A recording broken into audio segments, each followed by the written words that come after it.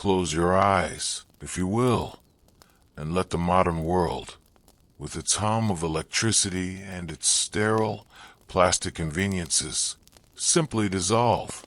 We are traveling back, past the bright lights of the high street, past the buzzing of your smartphone, back through the layers of time until the air grows heavy with the scent of coal smoke and horse manure. It is London. The year is 1860, and the sun has long since dipped below the jagged horizon of chimney pots and church spires. You are not a gentleman in a silk hat, nor are you a lady in a rustling crinoline.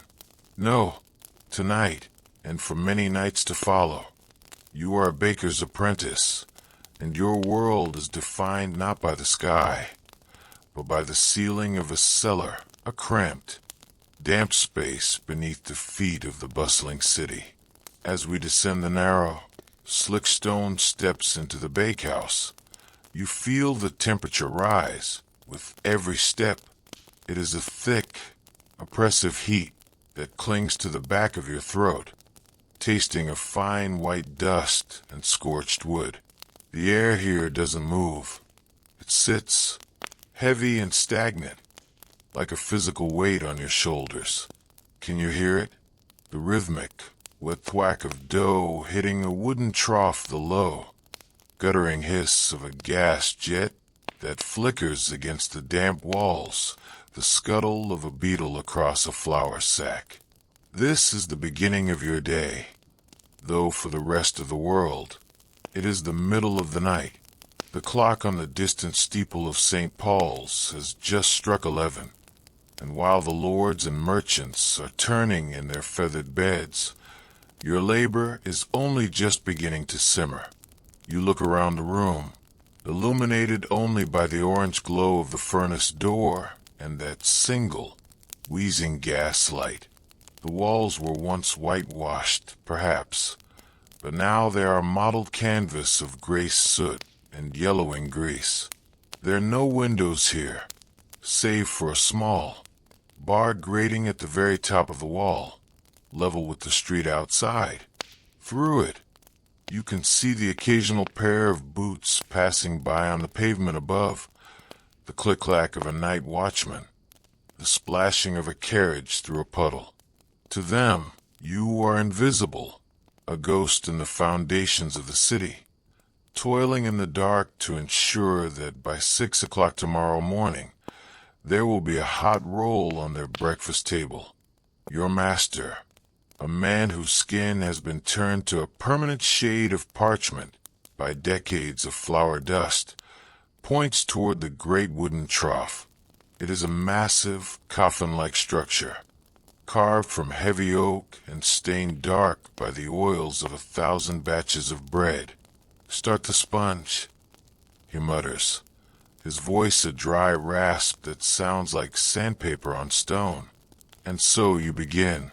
You reach into the great sacks of flour, sacks that feel strangely cool and soft, like velvet, and you begin to shovel the white powder into the trough.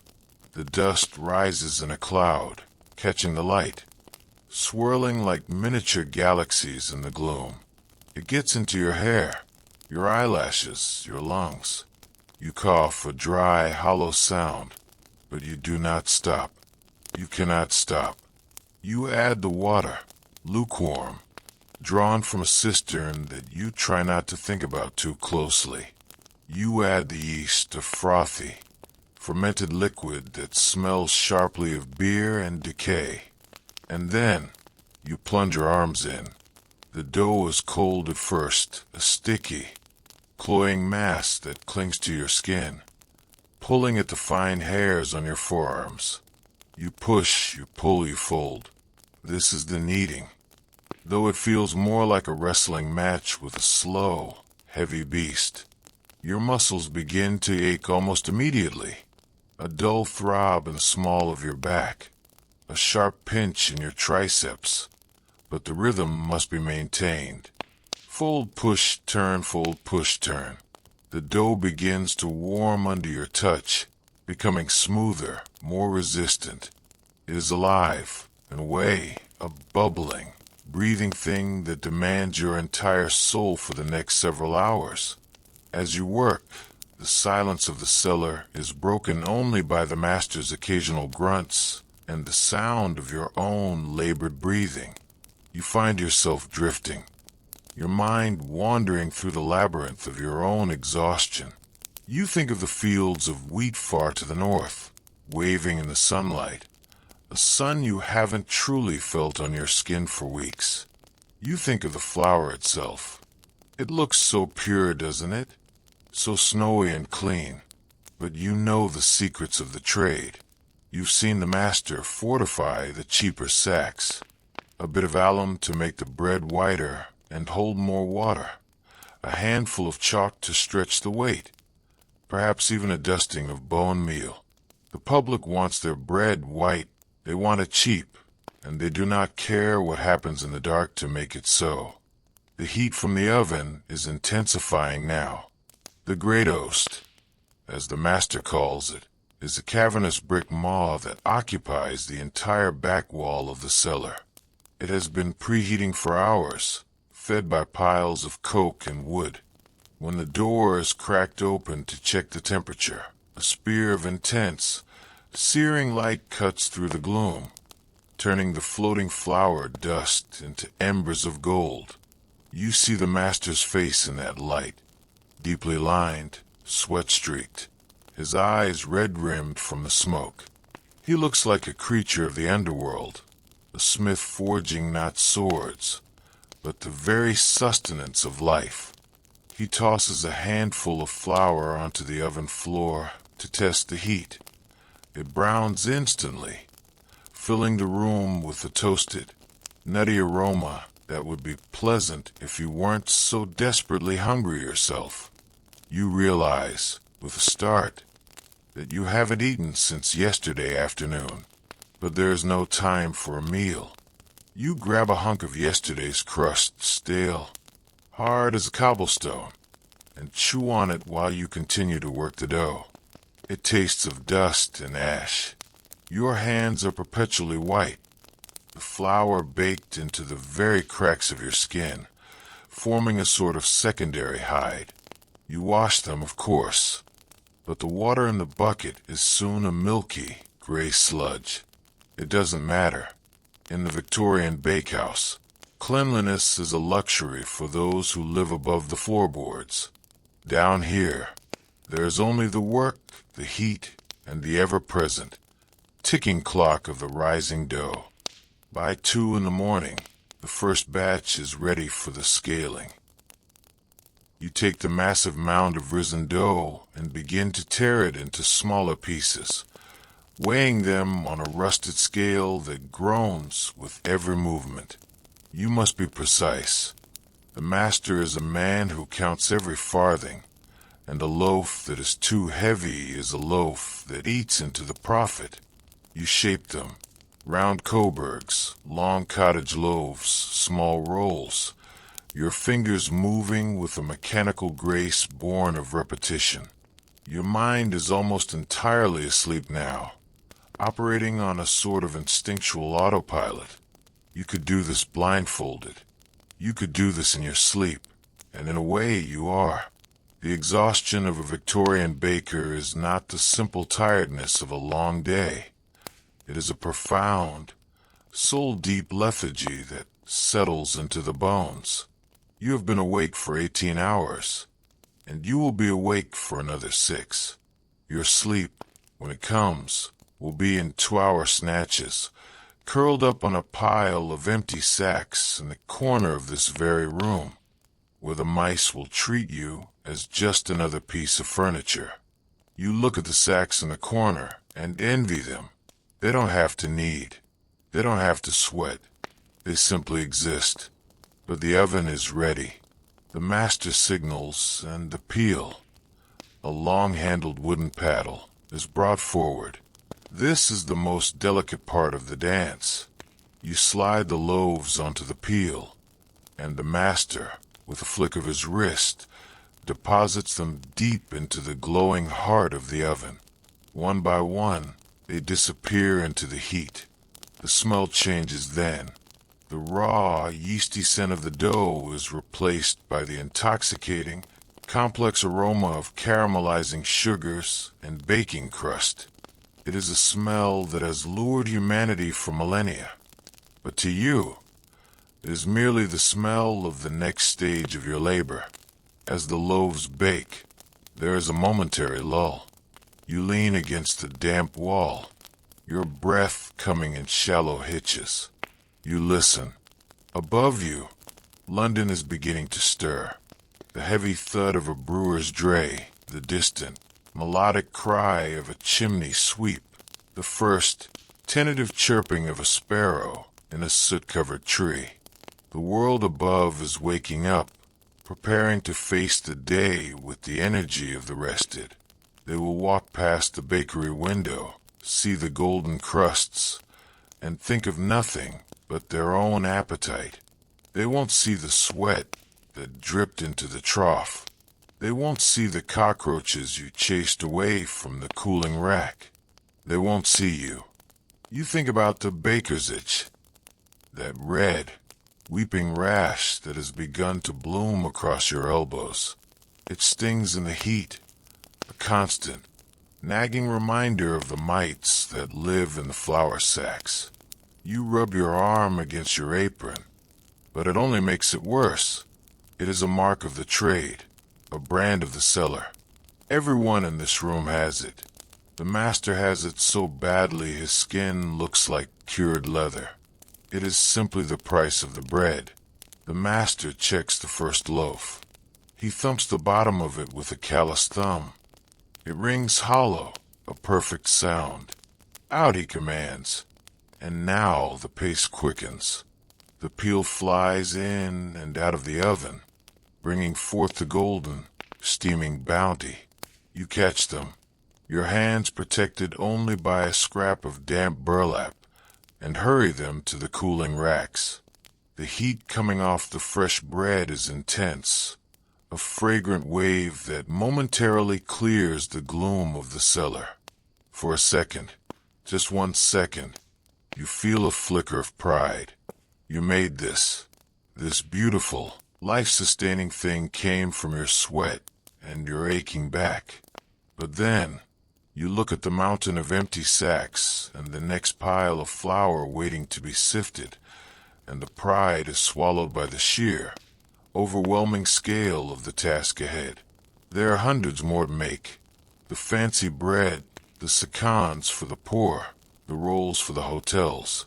The sun is now officially up, though you can only tell by the change in the quality of the gray light, filtering through the street-level grating. The boots passing above are more frequent now, a steady, rhythmic drumming of a city on the move. You imagine the people in those boots. A clerk heading to his counting house, a flower girl setting up her stall, a gentleman on his way to a club. They are all heading toward a breakfast that you provided. You are 19 years old, but in the reflection of a dirty mixing bowl, you see a face that looks 40. The soot has settled into the lines around your eyes, and your hair is prematurely dusted with the white of the flour. You are a Victorian baker, and this cellar is your kingdom and your prison. You realize that you haven't seen the moon in 3 nights, and you won't see the sun today. Your world is a cycle of heat, dust, and darkness, punctuated only by the chime of a clock you can never satisfy. As the final loaves of the first batch are stacked, the shop girl arrives to take them upstairs to the storefront. She is a pale thing, her eyes wide with the shock of the morning air she just left. She looks at you with a mixture of pity and indifference. To her, you are a part of the machinery, no different from the oven or the scales. She fills her baskets, the bread crackling and singing as it cools, and disappears back up the stairs into the light. Don't stand idle. The master snaps. The brown mash needs starting. And so, you turn back to the trough. Your arms feel like lead, your eyes are burning, and the baker's itch is screaming for attention. But you pick up the shovel. You reach for the flour. The dust begins to rise again, dancing in the sickly gaslight. The cycle begins anew. You are the hidden engine of the Victorian morning, the silent pulse beneath the cobblestones. You are tired, so very tired, but the city is hungry, and the oven never sleeps. You find a strange sort of rhythm in the misery, a hypnotic cadence that carries you through the hours. You start to hum a low, mournful tune, a folk song your mother used to sing in the country, something about green fields and clear water. The master doesn't stop you. Perhaps he hears the fields in it too. The sound of your voice is small in the vast, echoing heat of the bakehouse, but it is yours. It is the only thing in this cellar that doesn't belong to the master or the oven. As you knead the next batch, you notice a small spider descending from a crack in the ceiling on a silver thread. It hangs there, suspended in the heat, watching you. You wonder if it finds the bakehouse as grueling as you do, or if, to the spider, this is a paradise of warmth and flies. You decide to let it live. In this subterranean world, you need all the allies you can get, even the eight-legged ones. The morning wears on. The heat becomes a physical presence, a thick blanket that muffles the sounds of the street above. You lose track of time. Is it 8 o'clock? 9? The only measurement that matters is the dough. Is it rising? Is it ready? Is the oven holding its heat? Your life has been reduced to these three questions: the complexity of the world, the politics of the empire, the wars in distant lands, the new inventions of steam and iron. None of it reaches the cellar. Here, there's only the ancient, primal struggle between man, grain, and fire. You think about the apprentices who came before you. The master mentions them sometimes, names like Tom or William, who couldn't hack the heat, or who took the cough, and went back to the country to die. You wonder if you will be a name mentioned to the next boy who stands where you are standing. That one, he lasted 3 years before his lungs gave out. It is not a comforting thought, but in the drowsy, heat-soaked state of your mind, it doesn't seem particularly tragic either. It just is, like the soot on the walls, like the dampness in the floor. You reach for the water bucket again. The water is warmer now. Having sat near the oven, you splash some on your face, and for a fleeting second, the evaporation feels like a cool breeze. You close your eyes and imagine you are standing by a stream. You can almost hear the water bubbling over the stones, almost feel the wind in the willow trees. But then, the master's voice breaks the spell. The coals, boy. Feed the fire. The dream of the stream vanishes, replaced by the red glare of the furnace. You pick up the coal shovel. Your hands, slick with sweat and flour, grip the iron handle. You heave the heavy black stones into the fire, and the flames roar in appreciation, sending a shower of sparks into the air. The heat hits you like a blow to the chest, forcing the breath from your lungs. You stand there for a moment, bathed in the infernal light, a silhouette of exhaustion against the fire. This is your dawn, not a rising sun, but a stoking of the coals. Not a breath of fresh air, but a lungful of smoke. You are the Victorian baker, and you have survived the night. But the day is only just beginning, and there are many more loaves to be born from this darkness before you can finally, mercifully, close your eyes on your bed of flour sacks. You look up at the grating one last time. A ray of actual sunlight, weak, filtered through the London fog, but sunlight nonetheless, strikes the bars. It casts a shadow like a ladder on the opposite wall. You imagine climbing that ladder, stepping out into the fresh, cold morning, and walking until the city is nothing but a smudge on the horizon. But the dough is waiting. The master is watching. And you have work to do. You take a deep breath, tasting the dust, and plunge your arms back into the trough. The thwack of the dough resumes. The gas light continues to hiss. The spider continues its slow descent. And deep beneath the streets of London, the secret life of the bread continues, powered by the slow, steady rhythm of a heart that has forgotten what it's like to be rested. As we linger here in the shadows of Part 1, take a moment to breathe with the baker. Feel the weight of the air, the grit of the flour, and the strange, quiet melancholy of a life lived in the service of the morning. This is only the beginning of our descent. There are deeper secrets in the flour, darker corners in the cellar, and a long road ahead before the fires are finally extinguished. Stay here in the warmth for a while. Listen to the hiss of the gas. The bread is rising, and the night is far from over. The rhythm of the bakehouse has a way of dissolving the hours, doesn't it? You've moved past the initial shock of the midnight start, and now you have entered that strange, liminal space where the body ceases to feel like your own. Your arms move because they must. Your legs support you because the floor allows no other option. But as the sun climbs higher over the cobblestones above, unseen by you, yet felt in the increasing tempo of the footfalls overhead, the nature of your work begins to shift. It is no longer just about the physical labor of the need. Now we must speak of the chemistry, the dark, desperate alchemy that defines the Victorian loaf. You stand before the master's special cupboard. It is a locked cabinet, tucked away in the driest corner of the cellar, away from the damp seep of the walls.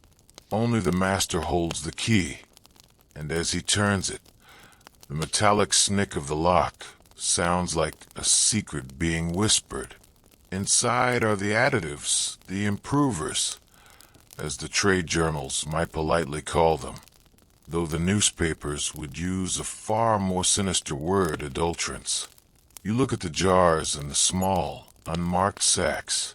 This is where the bread you bake stops being simple sustenance and begins to become a masterpiece of Victorian deception. The public, you see, has a fatal obsession. They want their bread to be as white as the linens in a Mayfair drawing room. To the Victorian mind, whiteness is synonymous with purity, with status, and with health. But the flour coming from the mills, especially the cheap, bulk flour the master buys to keep the shop afloat, is anything but white. It is a dull, sickly gray, often flecked with the ground-up husks of inferior grain or the gritty residue of the millstones. If you were to bake this flour as it is, the loaves would be a muddy brown, honest in their ugliness. But an honest loaf does not sell for a premium in a London slum. And so the deception begins. The master hands you a jar of alum. It is a crystalline powder, white and innocent looking, used more commonly by dyers to fix colors in cloth or by tanners to prep hides. But here, in the subterranean heat, it serves a different purpose. You are instructed to grind it fine and mix it into the next batch of best whites. As the alum hits the gray flour, a chemical transformation occurs.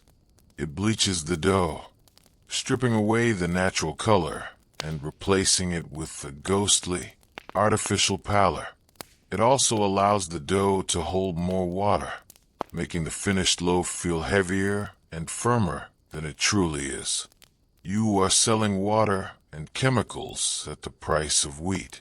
As you stir the powder in, you feel a twinge of something. Perhaps it's guilt, or perhaps it's just the alum dust stinging your nostrils. You know what this does to the stomach.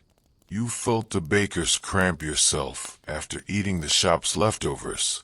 That hard, cold knot in the gut that won't go away. Alum is an astringent. It tightens the tissues, constricts the bowels, and over time can lead to a slow, wasting sickness. But in the mid-19th century, the law is slow and the hunger is fast. The master shrugs when you mention the bitterness of the dough. They want white bread, boy, he grunts, and I give him white bread. If they wanted health, they'd move to the country. But the alum is only the beginning. You watch as he reaches for a sack of pipe clay, then a jar of powdered chalk. These are the fillers.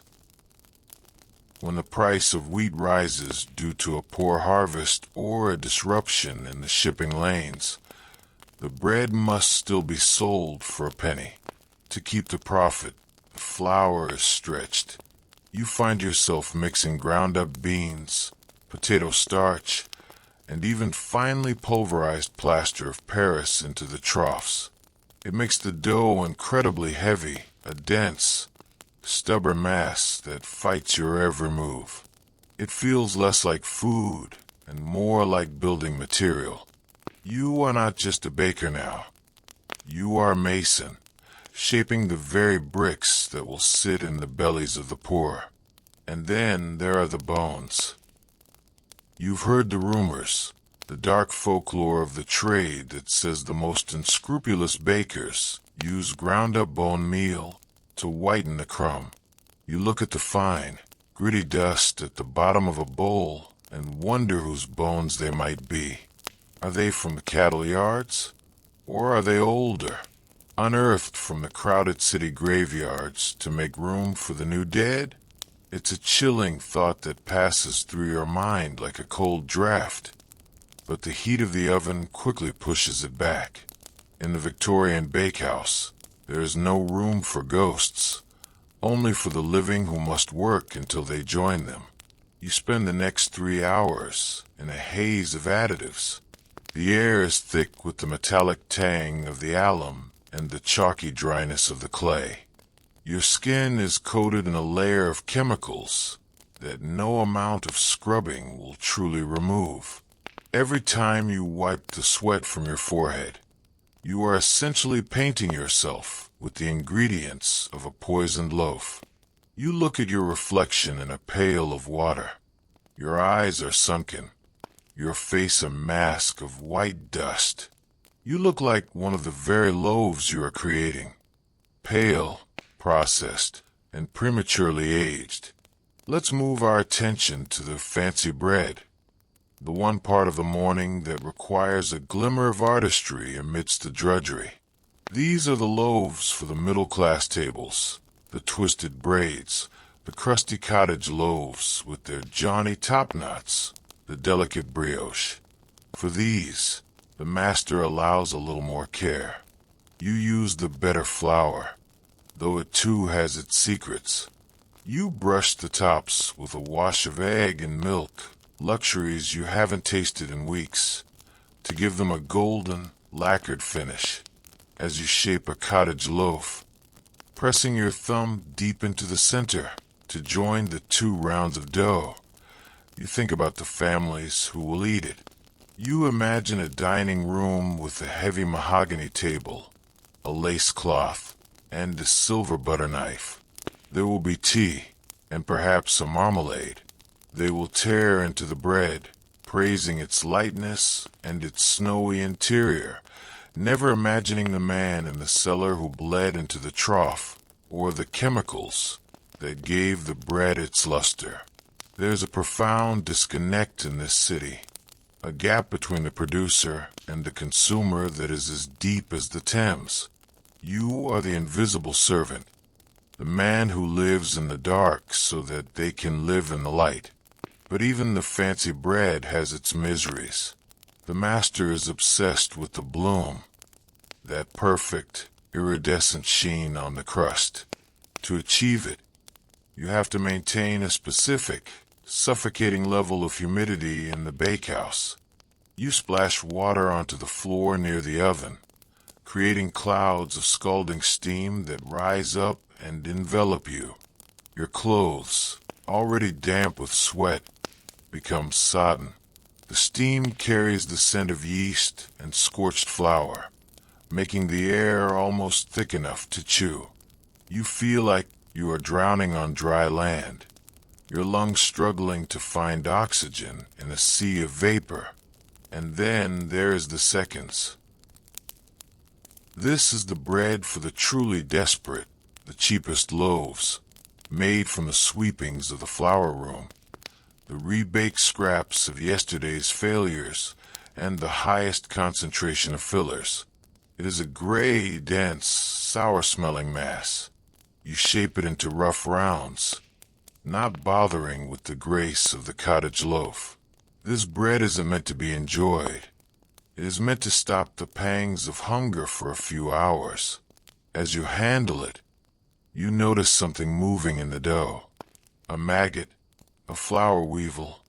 You move to pick it out, but the master catches your wrist. "Leave it," he says, his voice flat. It's all protein for him.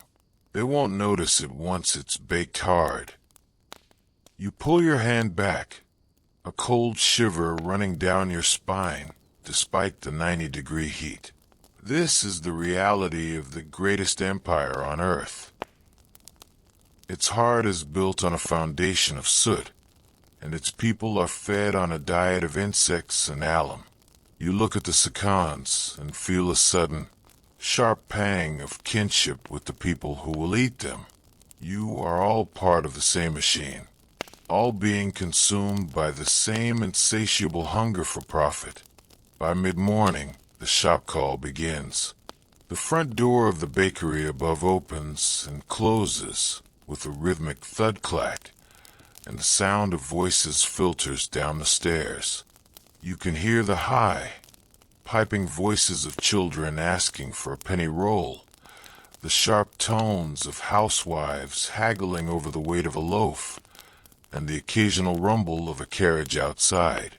The shop girl is back and forth, her boots clicking on the stairs as she carries up tray after tray of the fresh, poisoned bounty. "The alum batch is nearly gone," she calls down, her voice sounding unnaturally bright in the gloomy cellar.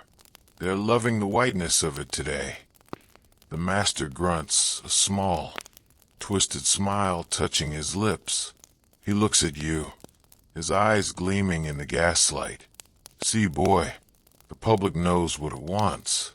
They want the lie. Always give him the lie, and they'll keep coming back for more." You turn away, unable to meet his gaze. You pick up the heavy iron scraper and begin the task of cleaning the troughs. This is a grueling job in itself. The dough has dried into a hard, cement-like crust on the wood, and you have to use all your strength to flake it off. The sound is a harsh, metallic scrape, scrape, scrape that sets your teeth on edge. Your muscles, already screaming with fatigue, begin to cramp. Your fingers are stiff, the joints swollen from the constant pressure and the dampness. As you scrape, you find yourself staring at a small crack in the side of the trough. In it, a colony of cockroaches has made a home, attracted by the warmth and the endless supply of flour. They are massive things, their shells shining like polished mahogany. In any other setting, you would be horrified, but here, they are simply part of the scenery. You've seen them crawl into the flour sacks. You've seen them scuttle across the cooling loaves. Sometimes, you even find their charred remains in the bottom of the oven. The baker's pets, the master calls them. He tells you a story of an old baker he knew who used to train them to race across the kneading board. It's a bit of dry, grim humor that only a man who has spent 40 years in a cellar could appreciate. You don't laugh. You just keep scraping. You wonder if the people upstairs would still love the whiteness, if they could see the pets that shared the bakehouse with their breakfast. The atmosphere in the cellar is becoming increasingly surreal. The lack of sleep, the intense heat, and the chemical fumes are beginning to take their toll on your mind. You find yourself hallucinating. Just small things at first. You think you see the flour sacks moving, as if there are people trapped inside them. You hear voices in the roar of the oven, a low, melodic chanting that seems to be calling your name. You blink, shake your head, and the world snaps back into its grim, gray focus, but the feeling of unease remains. You think about the Act of 1860, the new law the master was grumbling about last week, the Adulteration of Food Act. It's supposed to stop the use of alum and chalk, to protect the public from the very things you are mixing into the dough right now. But the master isn't worried. Laws are for people with windows, he'd said. Down here, the only law is the oven. He's right in a way. The inspectors rarely come to the cellars, and when they do, a well-placed shilling or a free basket of best whites is usually enough to keep them from looking too closely at the jars in the cupboard. The corruption isn't just in the bread, it's in the very air of the city. Everything is for sale. Everything is a trade-off. You trade your health for a wage. The master trades the public's health for a profit. The public trades their well-being for a loaf that looks pretty on the table. It is a cycle of slow, quiet destruction, and you are right at the center of it, kneading the poison with your own two hands. You take a moment to sit on an upturned bucket, your head in your hands. The baker's itch on your arms is a dull, throbbing ache now. The skin so tight it feels like it might burst. You look at the oven, its door closed, the heat radiating from it in visible ripples. It looks like a great, sleeping beast, satiated for the moment, but always ready to demand more. You realize that you have become a servant to the fire. Your whole life is dictated by its hunger. You feed it coal so it can bake the bread. You feed it your energy so it can keep the shop open. You feed it your youth so the master can grow fat. The shop girl comes down again, her apron dusted with sugar now. The afternoon tea cakes, she prompts. The ladies are starting to ask. You stand up, your joints popping with a sound like dry twigs breaking. The tea cakes, another round of labor. These are enriched with lard greasy, gray tubs of it that smell faintly of the slaughterhouse, and a few handfuls of gritty currants that you have to wash 3 times to get the sand out. You begin the process again, sifting, mixing, kneading, shaping. Your mind drifts back to the countryside, to the small village where you were born. You remember the smell of real air, air that tasted of rain and grass, not coal and alum. You remember your mother baking a single loaf in the communal oven, a loaf that was dark and heavy and tasted of the earth. It wasn't white, but it was bread. You wonder if you'll ever go back. You wonder if the sun would even recognize you now, or if you have become so much a part of the cellar that you would simply wither away in the light. You feel like a mole, or one of those pale fish that live in underground caves, creatures that have lost the need for eyes because there is nothing to see but the dark. But then, a sound catches your ear. It's not the street, and it's not the master. It's a faint, scratching sound coming from behind the oven. You frozen, the lard slick dough in your hands. The master is busy at the other end of the room, and the shop girl has gone back up. You lean in closer, the heat searing your face. The scratching continues, followed by a tiny, high-pitched squeak. A rat? No, it sounds different. More rhythmic. You realize it's a cricket. A cricket on a hearth. Just like in the stories. It seems impossible that anything so delicate could survive in this inferno. But there it is, singing its heart out in the cracks of the brickwork. It's a small, beautiful sound. A tiny shred of nature in the heart of the industrial machine. For a moment, the heaviness in your chest lightens. You find yourself smiling, a genuine, tired smile that cracks the dried flour on your cheeks. Found a friend, have you? The master's voice is right behind you, and you jump, nearly dropping the dough. He isn't angry, though. He's looking at the oven wall, a strange, distant expression on his face. They say a cricket in the bakehouse is good luck. Means the oven won't crack and the bread won't sour. He reaches out and taps the brickwork with a floury finger. Of course, they also say that if the cricket leaves, the baker follows soon after. So don't you go poking at it. He walks away, leaving you with the tiny singer. You turn back to the tea cakes, the rhythm of the cricket's song merging with the rhythm of your kneading. It doesn't make the work any easier, and it doesn't make the alum any less poisonous, but it's a reminder that even here, in the dark, damp foundations of London, life persists.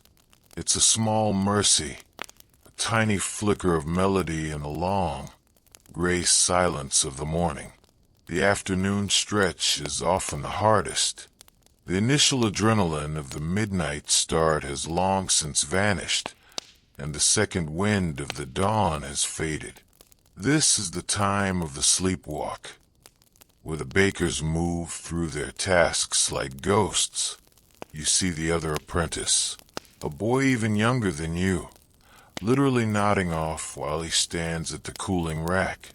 His head drops, his eyes close, and then he jerks awake with a start, his hands instinctively reaching for a loaf that isn't there. You want to tell him to sit down, to rest for 5 minutes, but you know the master's watching. In this cellar, stillness is a crime. You find yourself counting the loaves. 10, 20, 50. Each one is a testament to your endurance. Each one is a minute closer to the time when you can finally, mercifully, crawl onto your sack of flour. You think about the baker's bed again. It isn't much, just a few empty jute bags piled in the corner, smelling of dust and old grain. But right now, it looks more inviting than the finest velvet couch in the city. You imagine the feeling of the rough fabric against your cheek, the way the silence will finally descend when the gas light is turned low. But the seconds are coming out of the oven now, and they need to be bagged. These are the loaves for the street hawkers, the men who will carry them in large baskets through the rookeries and the tenements, shouting bread, cheap bread, to the hovels where the sun never shines. You handle them with a certain rough reverence. This is the bread of the people. It is flawed, it is adulterated. It is perhaps even dangerous, but it is all they have. You look at a loaf of seconds. It's heavy, its crusted dull, ashy gray. You imagine a mother breaking it apart to give to her children. You imagine the way they will chew it slowly, try to make the feeling of fullness last as long as possible. You hope, with a sudden, fierce intensity, that this particular loaf doesn't have too much alum in it. You hope the pets stayed away from this batch. It's a futile hope, you know. but it's all you can offer. The sun must be setting now.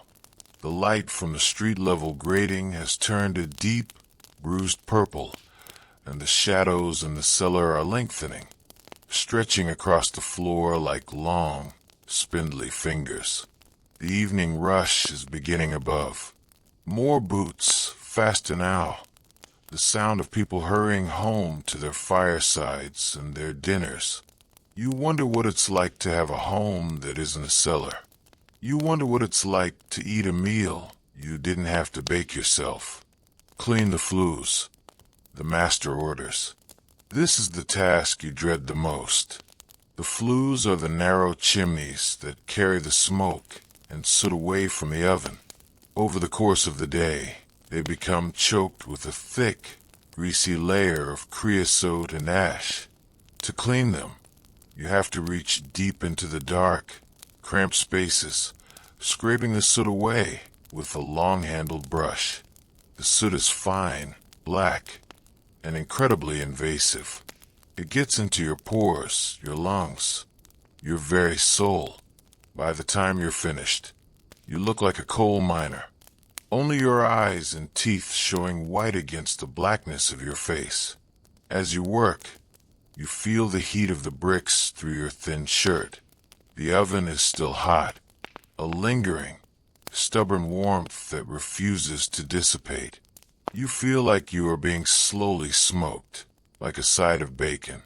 The smell of the soot is overwhelming, acrid, bitter, and suffocating. You cough, a deep, racking sound that brings up a grayish phlegm. This is the baker's lung, another gift of the trade. The doctors say it's caused by the flour dust, but you know the soot plays its part too.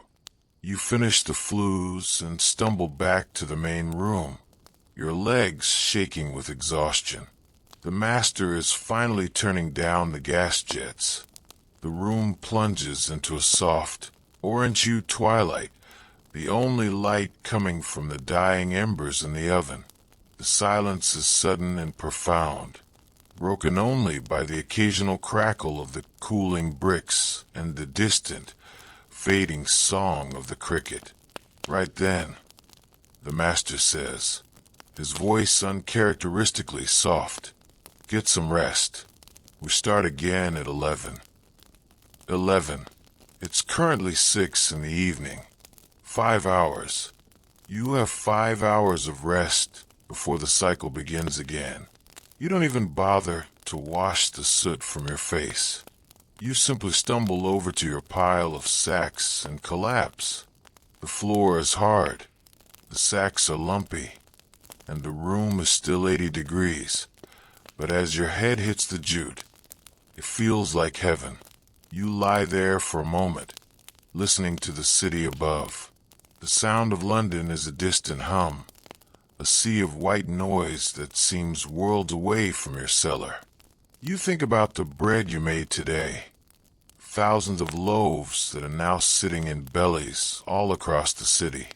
You think about the alum, the chalk, and the crickets. You think about the baker's itch and the baker's lung.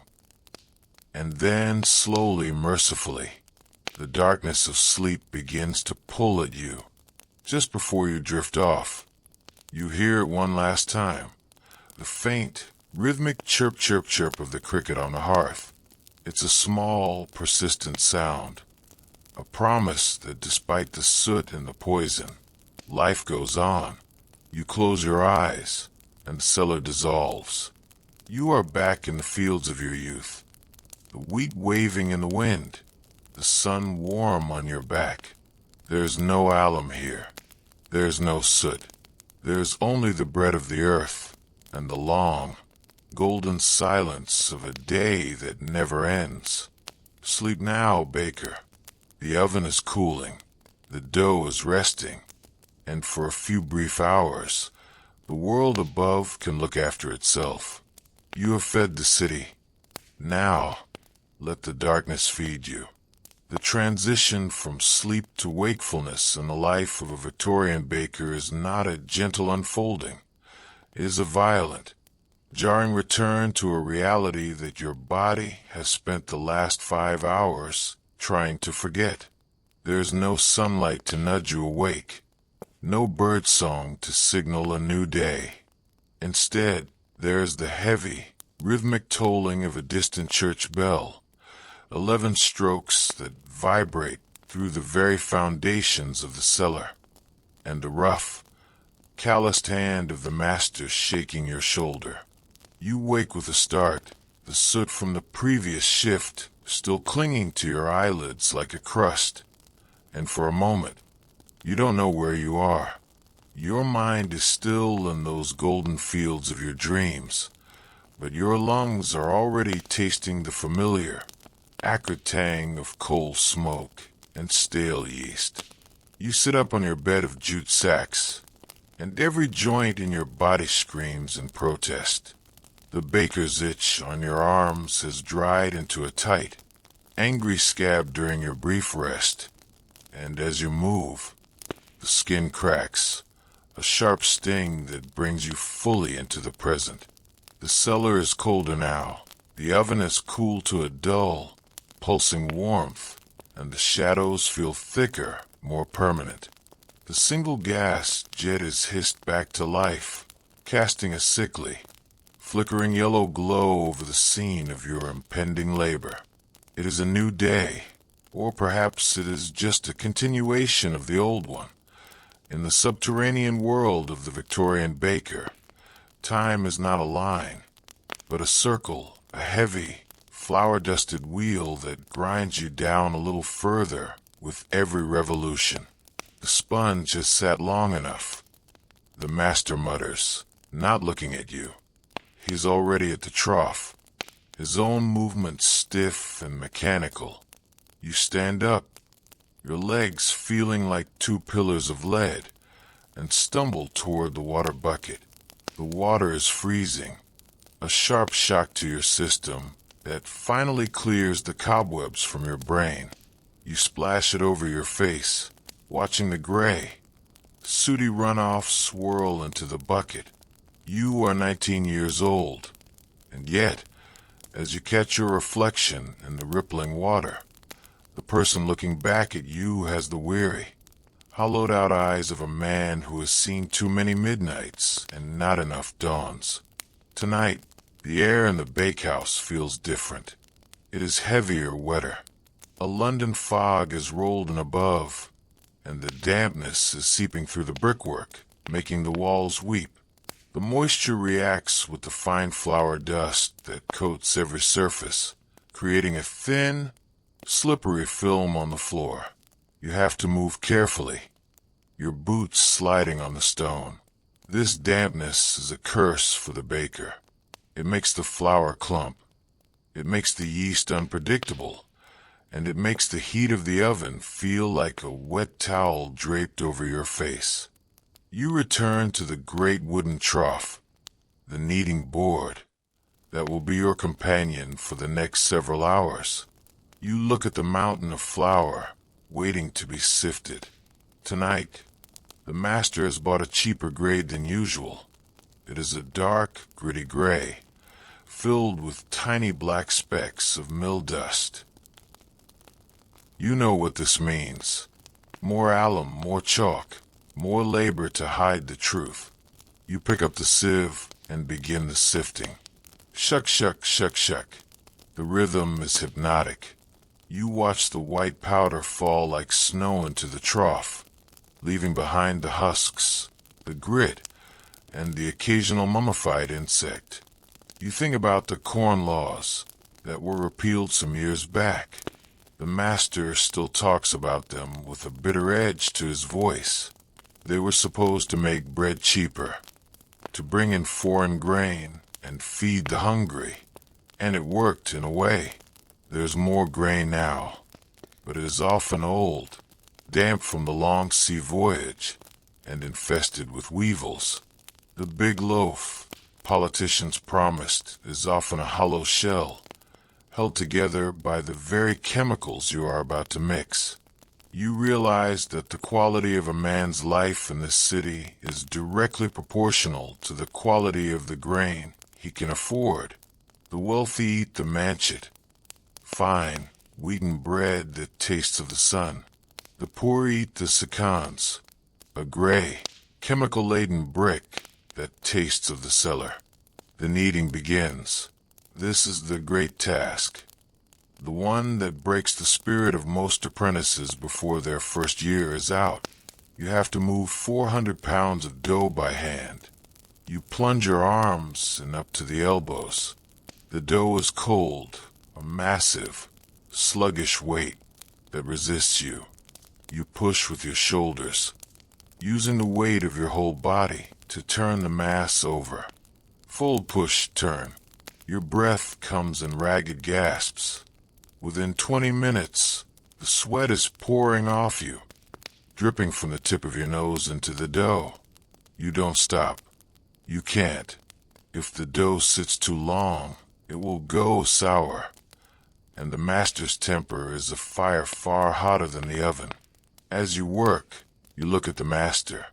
He is working a smaller trough nearby. His movements a blur of practiced efficiency. He doesn't seem to feel the strain. His muscles are like knotted ropes under his skin. His hands so large and calloused they look like wooden shovels. He is a man who has been hollowed out by the trade, leaving only the rhythm of the bakehouse behind. You wonder if you will ever become like him, a human machine, silent and tireless, fueled by nothing but the need to survive another shift. "You're flagging, boy," he says, his voice cutting through the silence. "Keep the pace. The morning won't wait for your muscles." You grit your teeth and redouble your efforts. The dough is starting to come, changing from a sticky, chaotic mess into a smooth, elastic entity. It begins to fight back, springing under your touch. This is the moment where the baker must show his mastery. You have to work the life into the bread. You think of the millions of tiny yeast cells inside the dough, waking up in the warmth, breathing and multiplying. They are the only things in this cellar that are truly happy to be here. They thrive in the heat and the darkness, turning the flour and water into a bubbling, rising tide. But then, you remember the dead flour, the stuff mixed with chalk and bone meal. The yeast struggles there. It's like trying to grow flowers in a graveyard. You have to add more barm, the frothy dregs of the brewery, to give the dough enough strength to rise. The smell of the barm is overwhelming tonight. It's a sour, fermented stench that reminds you of the dark alleys behind the gin palaces. It mingles with the smell of your own sweat and the metallic tang of the alum, creating a cocktail of odors that makes your head swim. You take a break for a moment, leaning your forehead against the cool wood of the trough. Your heart is hammering against your ribs like a trapped bird. You look at your hands. They are white, but not with the purity of the flour. They are bleached by the chemicals, the skin wrinkled and gray. You realize that you are slowly being cured by your own trade, like a piece of salt pork. The master is preparing the oven now. He's clearing the embers from the previous night, the long iron rake scraping against the bricks with a sound that makes your spine tingle. The great host is a hungry god. It demands constant attention, constant fuel. He tosses in a fresh load of coke, and the roar of the flames fills the room, casting long, dancing shadows of the oven tools against the walls. The peel, the rake, the mop, they look like the instruments of a medieval torture chamber in this light. And in a way they are. They are the tools used to break the body of the baker. By 2 in the morning, the scaling begins. You move the dough to the weighing table. The air is slightly clearer here, away from the direct heat of the oven, but the work is just as relentless. You have to cut the dough into exact portions, A 4-pound loaf must weigh exactly 4 pounds before it goes into the oven. If it's a fraction under, the weights and measures inspector, if he ever bothers to come down here, could find the master, and the master would take that fine out of your hide. You work in a daze. Cut shape. Your mind begins to play tricks on you again. You look at the mounds of dough on the table and imagine they are the white, bloated bodies of the drowned men they pull from the Thames. You shake the thought away, but it clings to the edges of your vision. The lack of sleep is a form of intoxication, a slow-motion delirium that turned the world into a series of disjointed images. You think about the Sunday roast tradition. It's the only time the neighborhood truly interacts with the bakehouse. On Sunday mornings, the poor families who have no ovens of their own bring their trays of meat and potatoes to the bakery. For a penny, the baker will slide their dinner into the residual heat of the oven after the bread is done. You've seen the lines of children waiting at the cellar door, their faces pinched with hunger, holding their meager scraps of mutton or their single, lonely potato. It's a moment of community, but for you, it's just another burden, another day without rest, another hour spent tending a fire that isn't yours. The first batch of fancy bread is ready for the oven. These are the cottage loaves, the pride of the shop. You watch the master as he handles them. He treats them with a surprising gentleness, his rough hands molding the dough into the iconic two-tiered shape.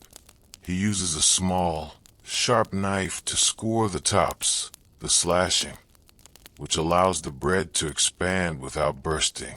It's a mark of craftsmanship, a signature written in flour.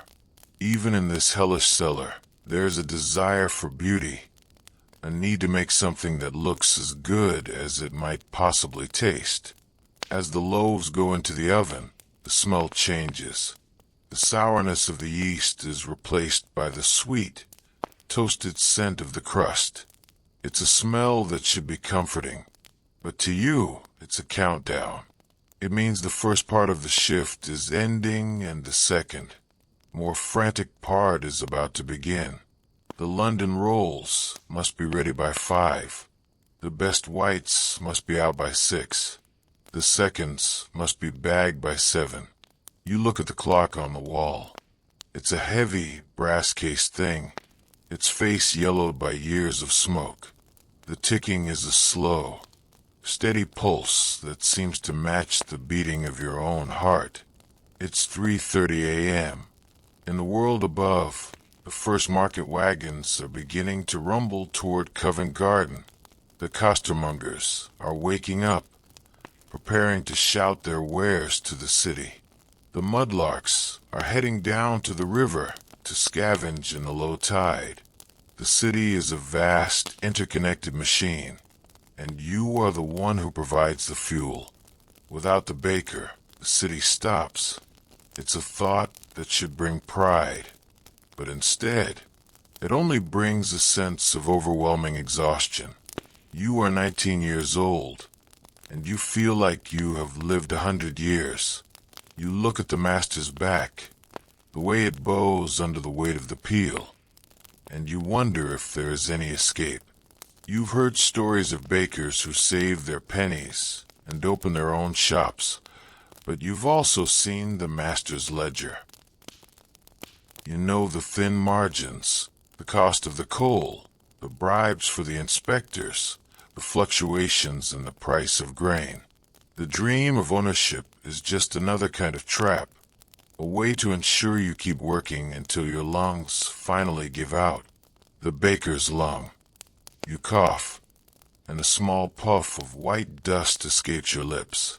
It's always there, dry, tickling sensation in the back of the throat. The doctors call it pneumoconiosis, but to you, it's just the dust.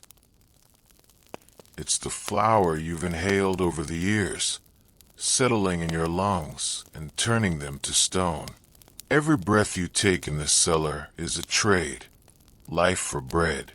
You wonder how much of your lungs are left, and how many more batches of best whites it will take to finish the job.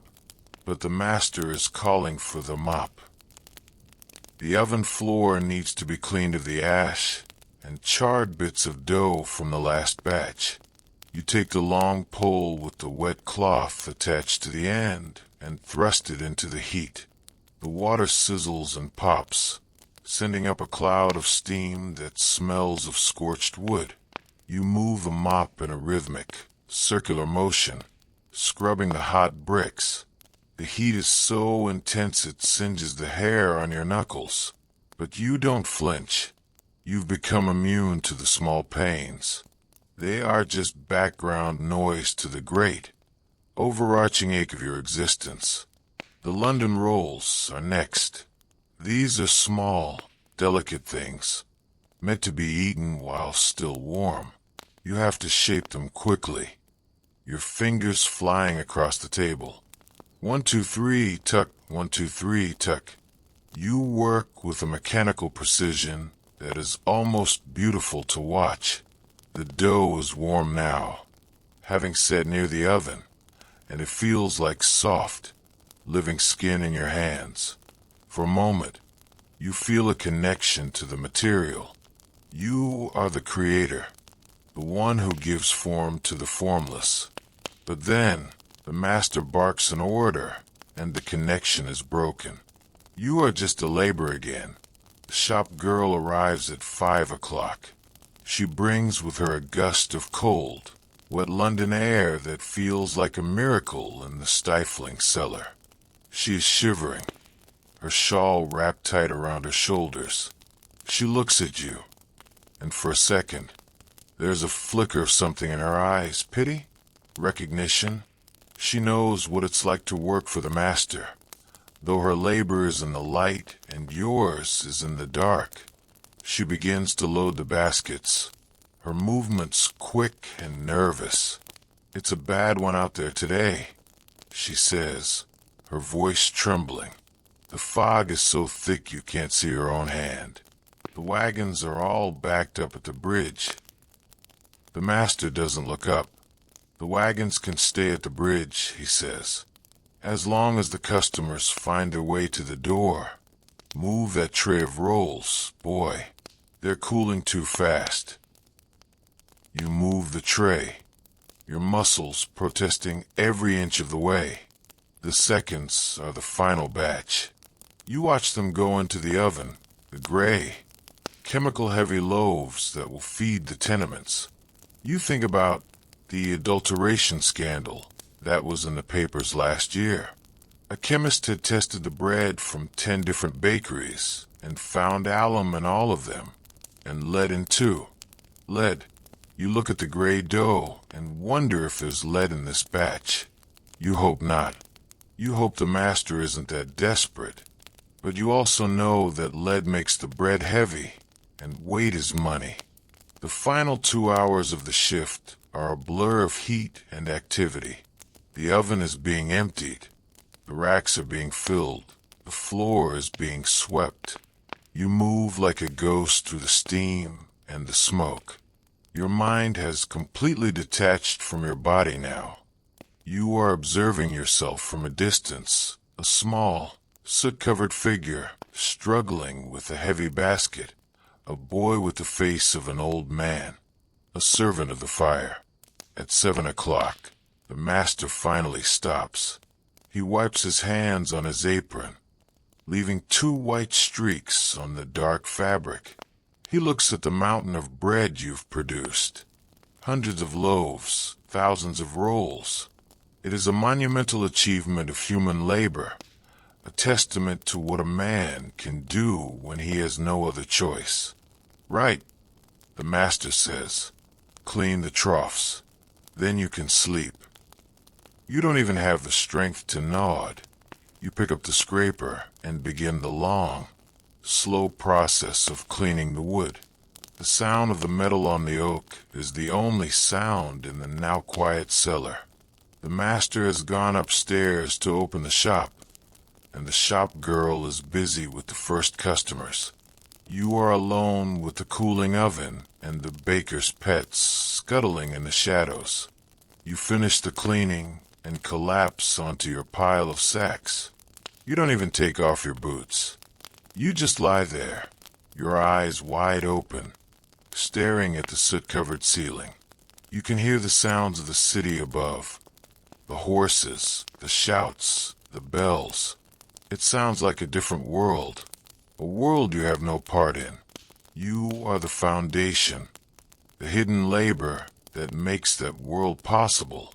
You are the Victorian baker. As you drift off to sleep, you think about the bread. You think about the millions of people who are at this very moment breaking the crust of a loaf you made. You think about the alum and the chalk and the sweat, and you wonder if they can taste the cellar and the bread. You wonder if they can taste you. Sleep now, baker. The oven is quiet, the dough is gone, and for a few brief hours, you are free of the fire. But the clock is already ticking. 11 o'clock will be here before you know it. The bell will toll, the master will shake your shoulder, and the cycle will begin again. Such is the life in the dark, such is the cost of the morning crust. The bell has tolled once more, and the heavy, humid air of the cellar seems to have grown even more oppressive since you last closed your eyes. It is the fourth night of the week, or is it the fifth? In the airless gloom of the subterranean bakehouse, the days begin to bleed into one another until they form a single, unending tapestry of exhaustion. You rise from your jute sacks, and today, the stiffness in your limbs has been replaced by a strange, humming heat. Your head feels light, and the baker's itch on your arms is no longer just a sting. It is a throbbing, rhythmic pulse that seems to keep time with the ticking of the brass clock on the wall. You are entering the baker's fever, that state of delirium born from chronic sleep deprivation and the constant inhalation of fine, bleached dust. The master is already at his station, but tonight he isn't kneading. He is sitting at a small, grease-stained desk in the corner, a single candle guttering beside him. He is hunched over a heavy, leather-bound ledger, his brow furrowed as he runs a floury finger down a column of figures. This is the brain of the operation, the place where the human cost of the bread is converted into the cold, hard currency of the empire. You watch him from the shadows, and for the first time, you see the fear in the set of his shoulders. The price of wheat is rising again, and the competition from the new industrial steam bakeries is beginning to bite. They can produce 10,000 loaves in the time it takes you to produce 500, and they do it with machines that don't need to sleep or eat. The margins are thinning, boy, he says, without looking up. His voice is a dry whisper, barely audible over the hiss of the gas jet. The flour factor wants his payment by Friday, and the coal merchant is threatening to cut off the supply. We need to be faster. We need to be whiter.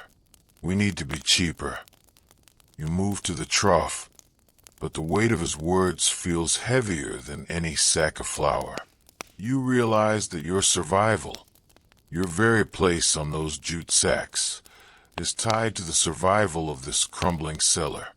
If the master fails, you are on the street, and for a baker with the dust in his lungs and the itch on his skin, the street is a death sentence. You grab the shovel and begin to fill the trough. The flour tonight is particularly bad, lumpy, smelling faintly of damp and rot. You know the drill. Double the alum, triple the potato mash, mask the decay with the alchemy of the trade. As you begin the knead, your mind starts to drift again, fueled by the fever. You imagine the ledger in the master's hand growing larger and larger until it becomes a massive stone monument inscribed with the names of all the boys who have worked in this cellar. You see the columns of figures turning into rows of white loaves, then into rows of white gravestones. You shake your head, trying to clear the vision, but the fever clings to you. The steam rising from the dough begins to take shapes. Ghostly figures of men in aprons, dancing in the orange light of the oven. You realize you are talking to yourself, whispering the ingredients of the bread like a prayer or a curse. Alum for the eye, chalk for the weight, sweat for the salt, and the soul for the crust. The master looks up, his eyes sharp and suspicious. What's that you're mumbling? Nothing, master. You stammer, your hands flying through the dough. Just counting the batches. He grunts and returns to his ledger, but the atmosphere has shifted. The silence of the bakehouse now feels charged with a nervous, frantic energy. You work harder, faster, trying to outrun the fever and the figures in the master's book. The dough is stubborn tonight. It feels like it's fighting back, trying to trap your hands in its sticky embrace. You push your muscles to the breaking point, sweat stinging your eyes, but you don't slow down. You can't afford to slow down. The heat from the oven is intensifying. The master has stoked it higher than usual, trying to speed up the baking process. The bricks are literally vibrating with the intensity of the fire. You feel the hair on your arm singeing, but you welcome the pain. It's the only thing that feels real in this world of white dust and gray shadows. You begin the scaling for the fancy bread, but your hands are shaking so much you have to grip the knife with both hands. You think about the world outside, the world that is currently sleeping. You think about the great exhibition that happened years ago, the Crystal Palace with its wonders of steam and iron. They promised a future of ease, a world where machines would do the heavy lifting. But here, in the foundations of the city, the only machine is you. You are the steam engine, powered by cheap tea and stale crusts. You are the iron, being forged and hammered by the relentless demands of the clock. A sound comes from a street-level grating, a sharp, metallic clatter, followed by a muffled curse. You look up and see a pair of eyes peering through the bars. It's Atasha, one of the men who scavenges in the sewers of London. He looks even worse than you do, his face caked in black mud, his clothes a rag-bag of rot. For a moment, your eyes meet. In that glance, there is a profound, silent understanding. You are both creatures of the Undercity, the hidden laborers who deal with the waste and the hunger of the great empire. He gives a small, jagged nod and disappears into the fog. Get back to work, the master barks. The seconds are ready for the oven. This batch is the worst yet. The dough is almost gray, and the smell of the alum is so strong it makes your eyes water. As you slide the loaves onto the peel, you notice a small, dark object embedded in one of them. You look closer. It's a piece of a leather shoe, ground up and mixed in with the cheap fillers. You start to pull it out, but then you stop. What does it matter? In a city where children eat dirt and men drink the Thames, a bit of leather is the least of their worries. You slide the loaf into the oven, a silent apology to whoever has to eat it. The hours pass in a blur of fever and fire. You find yourself moving in a rhythmic trance, your body performing the tasks while your mind wanders through the dark alleys of your own memory. You think about your father, who was a blacksmith, and how he used to say that every strike of the hammer is a heartbeat of the world. You wonder how many heartbeats you have left in the cellar. You wonder if the world even knows you are beating. By 4 in the morning, the baker's fever has reached its peak. The cellar seems to expand and contract with every breath you take. The walls are no longer stone. They are made of compacted flour, pulsing with a hidden life. The oven door is a great, burning eye, watching your every move. You find yourself laughing, a low, bubbling sound that is lost in the roar of the furnace. You are the king of the dust, the lord of the crumbs, the master of the subterranean sun. The shop girl arrives, and her voice sounds like it's coming from the bottom of a deep well. The morning rolls, master. The early wagons are waiting. The master is frantic now. He's pushing you aside, grabbing the peel himself, hurling the loaves onto the cooling racks. The air is thick with the scent of hot bread and desperation. You stand there, swaying on your feet, your arms hanging limp at your sides. You have given everything you have to the trough, and now there is nothing left but the fever. Don't just stand there, you fool, the master screams, his face purple with rage and heat. Bag the seconds. Now, you move toward the bags, but the floor seems to tilt beneath you. You reach out to steady yourself against the cooling rack, and your hand brushes against a fresh loaf. The heat is searing, but you don't pull away. You welcome the burn. It's a sharp, clean pain that cuts through the fog of the fever. You begin to bag the bread, your movements slow and deliberate, like a man moving underwater. As the sun begins to rise, pale, sickly yellow light filtering through the grating. The great task is finally complete. The racks are empty, the bags are full, and the shop above is beginning to buzz with the first customers. The master returns to his desk and opens the ledger. He makes a final entry, his hand trembling slightly. He looks at you, and for a second, the anger in his eyes is replaced by a weary, hollowed-out pity. Go on then, he says. Sleep. We have a double batch tomorrow for the holiday. You don't respond. You simply turn and walk toward your pile of sacks. You collapse onto them, the baker's itch finally fading into a dull background from. As you close your eyes, you hear the master blowing out the candle. The cellar is plunged into a soft, gray twilight, and the only sound is the ticking of the brass clock. You think about the ledger one last time. You think about the rows of figures and the rows of gravestones, and you wonder, as the darkness of sleep finally takes you, if anyone will ever know the true cost of a Victorian loaf. You wonder if the people upstairs, as they butter their bread and drink their tea, can feel the heat of the oven or the weight of the trough. You wonder if they can taste the fever. Sleep now, king of the dust. The day is for the living, but the night belongs to you.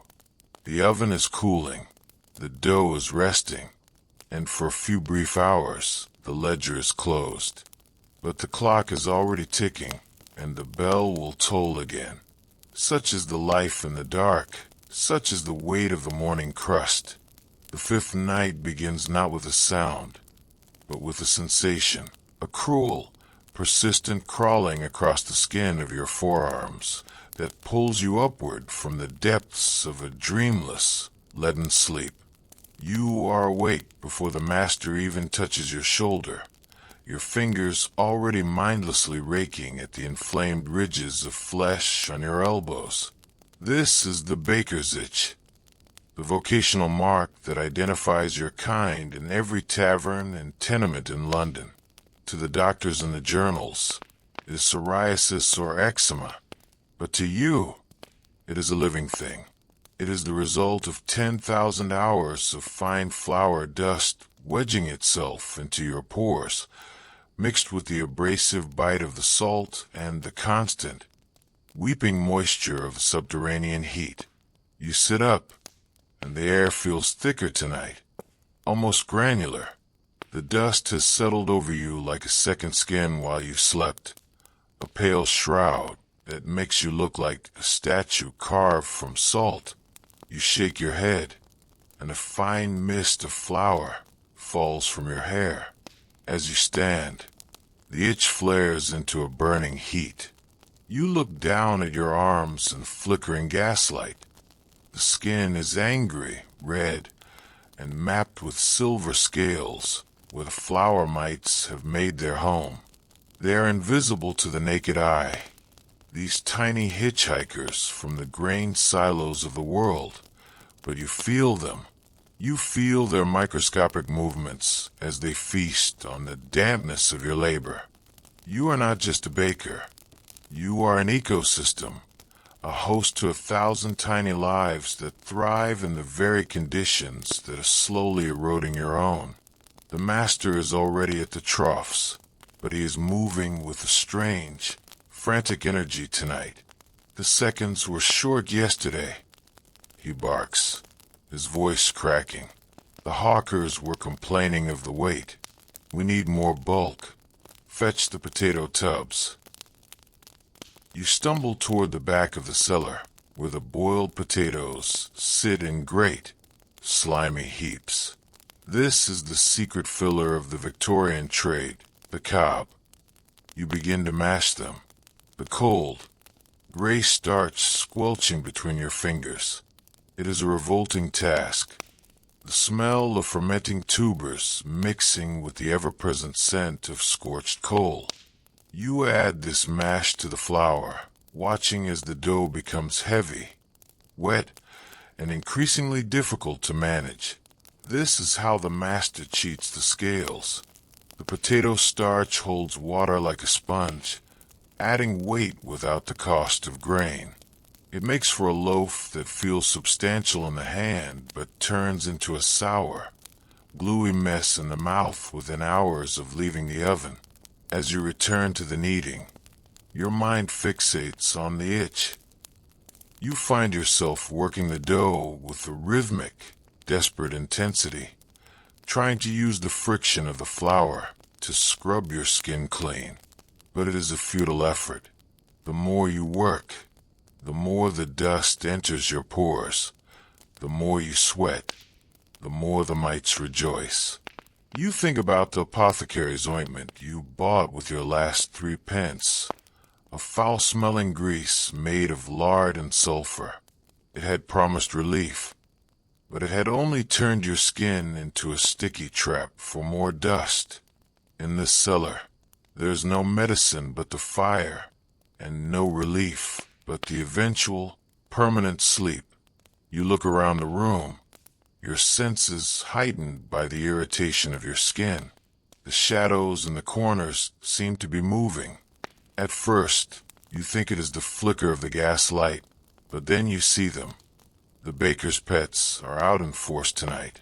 A large brown rat sits atop a sack of best whites, its whiskers twitching as it watches you with cold, obsidian eyes. It is unfazed by your presence. It knows, as you do, that this is its domain. You see the trail of droppings along the edge of the kneading board, the dark, almond-shaped marks of a visitor who has sampled the product before it even reaches the oven. In a modern world, this would be a horror, a scandal to shut the doors forever. But here, it is merely the reality of the subterranean life. The rats, the cockroaches, the mites, they are the silent partners in the business of the bread. You reach for a heavy wooden paddle and swing it at the rat, but it vanishes into a crack in the masonry with a mocking squeak. Don't waste your strength on the vermin. The master sighs, not even looking up. They've been here since the Great Fire, and they'll be here when the last oven goes cold. Just sweep the boards and keep the pace. The dough is waiting for no man or beast. You turn back to the trough, but the image of the rat stays with you. You realize that the boundaries between the clean world above and the unclean world below are entirely imaginary. The bread you are making, the bread that will sit on the tables of clerks and shopkeepers, is a bridge between the two. It carries the dust of the cellar, the chemicals of the cupboard, the eggs of the mites, and the essence of the vermin into the very homes of the city. You are the architect of this invisible contamination. The heat of the oven is a dull, pulsing presence at your back. You begin the scaling of the tea cakes, but your fingers are clumsy. The skin on your knuckles has split from the constant washing in cold water, and every movement is a sharp reminder of your mortality. You think about the trade unions you've heard the men whispering about in the taverns, men who want to limit the hours of the baker, who want to ban the use of cellars entirely. They call the bakehouses black holes and the bakers white slaves. The master hates the unions. They want to ruin the small man, he'd said, spitting into the ash pit. They want to turn the bread into a luxury for the rich by making it too expensive to produce. If a man can't work 18 hours, he shouldn't call himself a baker. You wonder if he's right. You wonder if your suffering is a necessary ingredient in the stability of the city. If the bread weren't cheap, if it weren't stretched with alum and potatoes, would the city starve? Would the people rise up and burn the bakeries to the ground? You feel a strange, weary sense of importance. You are the one holding the line between order and chaos, one poisoned loaf at a time. But then you look at your reddened, itching arms, and the importance vanishes, replaced by a hollow, aching loneliness. By 3 a.m, the fever from the previous night returns, but it is different now, colder, more cynical. You find yourself noticing the details you usually ignore, the way the master's breath whistles in his chest, the sound of the dust claiming his lungs, the way the gas light makes the moisture on the walls look like oily tears, the way the flour sacks look like rows of silent, white-clothed mourners waiting for a funeral. You think about the folklore of the countryside, the stories your grandmother told you about the fetch, the ghostly double of a living person that appears just before they die. You look across the room and see your own shadow cast large against the oven door. It looks stronger than you, taller, more permanent. It moves with a grace you no longer possess. You wonder if that shadow is your fetch, waiting for the moment your heart finally falters under the weight of the trough. The alum boy. You forgot the alum for the fancy batch. The master's voice breaks your trance. You realize you've been standing over the dough for 5 minutes, unmoving. You hurry to the cupboard, your heart racing. You grab the jar of white crystals and begin to sprinkle them over the gray mass. You don't even measure it tonight.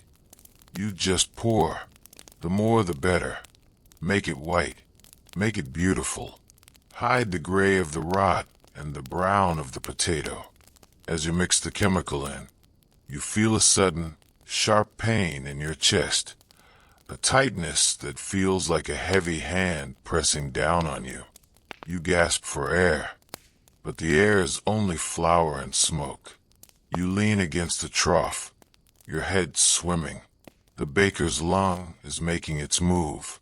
You cough a dry, hacking sound that echoes in the silent cellar, and you see a fleck of something dark on the white surface of the dough.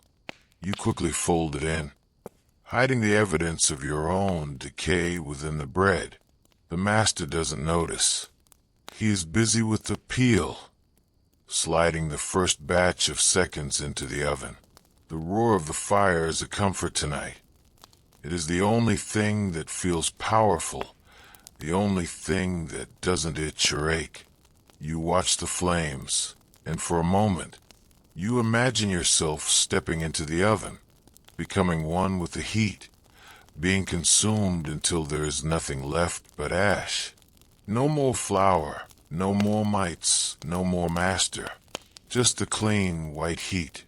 But then, the baker's itch flares up again on your neck, and the reality of the work pulls you back. You have to bag the rolls. You have to sweep the floor.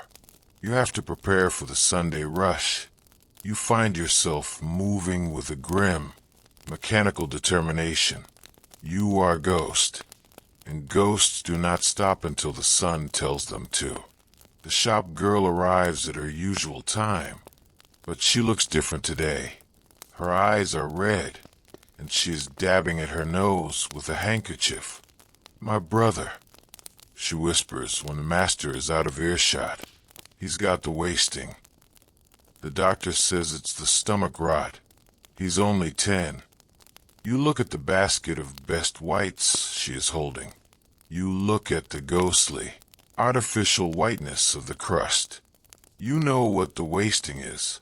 You know it's the alum, the chalk, the slow accumulation of chemicals in a body too small to handle them.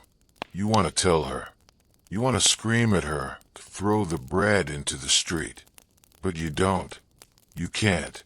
You just reach out and touch her arm, your floury hand leaving a white mark on her sleeve.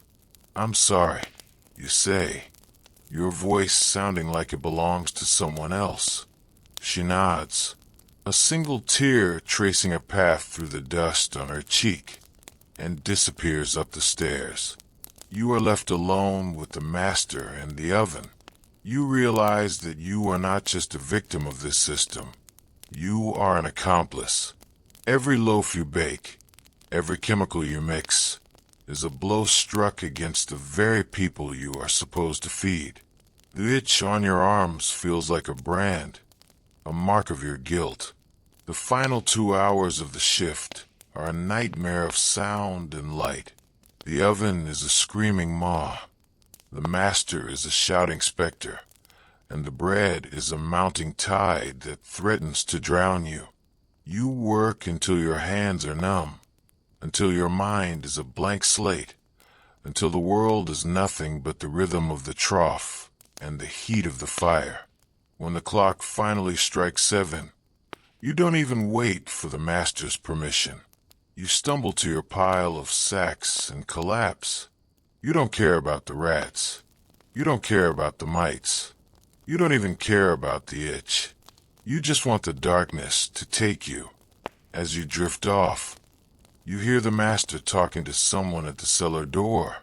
"A good batch today," he says, his voice full of a false, practiced cheer. "The whitest bread in the parish. A loaf fit for a king." You close your eyes and the cellar fades. You are no longer a baker. You are the wind, blowing across the fields of wheat, carrying the seeds of a new world. But even in your dreams, you can feel the faint, persistent scratching of the mites, a reminder that the cellar is never truly gone. It is in your skin, it is in your lungs, and it is in the very bread of your soul. Sleep now, accomplice. The sun is up, and the city is eating your labor. They are swallowing the alum and the chalk and the sweat of your brow. They are eating the itch and the lung.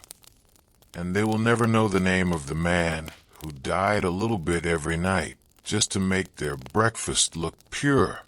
The oven is cooling, but the fire never truly goes out. It waits in the bricks, waiting for the 11 strokes of the bell, waiting for the return of the ghost in the apron. Rest while you can, for the mites are still feasting, and the baker's itch is only getting started. The cycle of the week in the Victorian bakehouse does not culminate in a day of worship, but in a day of communal gravity. It is Sunday morning. Yet for you, the concept of a Sabbath is a cruel irony whispered by the bells of churches you will never enter. While the rest of London is scrubbing its face and donning its Sunday best, you are entering the 18th hour of a shift that began in the middle of a weary Saturday night. But today the oven, that great brick-lined beast, takes on a different role. The bread has been baked, the best whites are already cooling in the shop above, and the seconds have been carted off to the tenements. Now, the oven must serve the neighborhood in a way that highlights the sheer, grinding poverty of the streets above your head. You lean against the damp stone wall, your chest wheezing with a congestion that has become your constant companion. The heat of the cellar is different today. It is a lingering, residual warmth, the soaking heat that remains after the fires have been banked. This is the heat that will cook the Sunday dinners of 100 families. You see, in the rookeries and the crowded courts that surround the bakery, there are no kitchens. There are barely even fireplaces.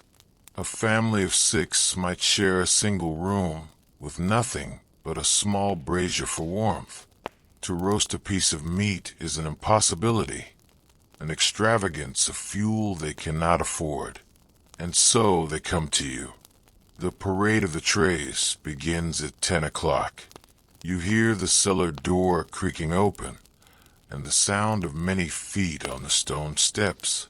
They are mostly children, small, pale-faced things with eyes that seem too large for their heads.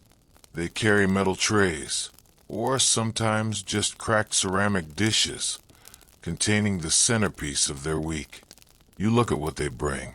For the lucky few, it is a small joint of mutton, studded with rosemary or garlic, to hide the fact that it is slightly past its prime. For the many, it is a mock roast. A few slices of fatty bacon draped over a mountain of potatoes and onions, all swimming in a thin pool of water that they hope will turn into gravy. You take the trays from their small, grubby hands. You are the lord of the roast, the gatekeeper of the only hot meal they will see until next Sunday. You charge them a penny a tray, a copper coin that goes straight into the master's pocket, though it is your back that bends to lift the heavy iron. You slide the dishes into the oven, using the long peel to find the sweet spots where the heat is just right. You have to remember which tray belongs to which child. To lose a family Sunday roast is to invite a riot. To burn it is to steal the only joy in their gray, soot-stained lives. As the meat begins to sizzle, the cellar fills with a smell that is almost torturous.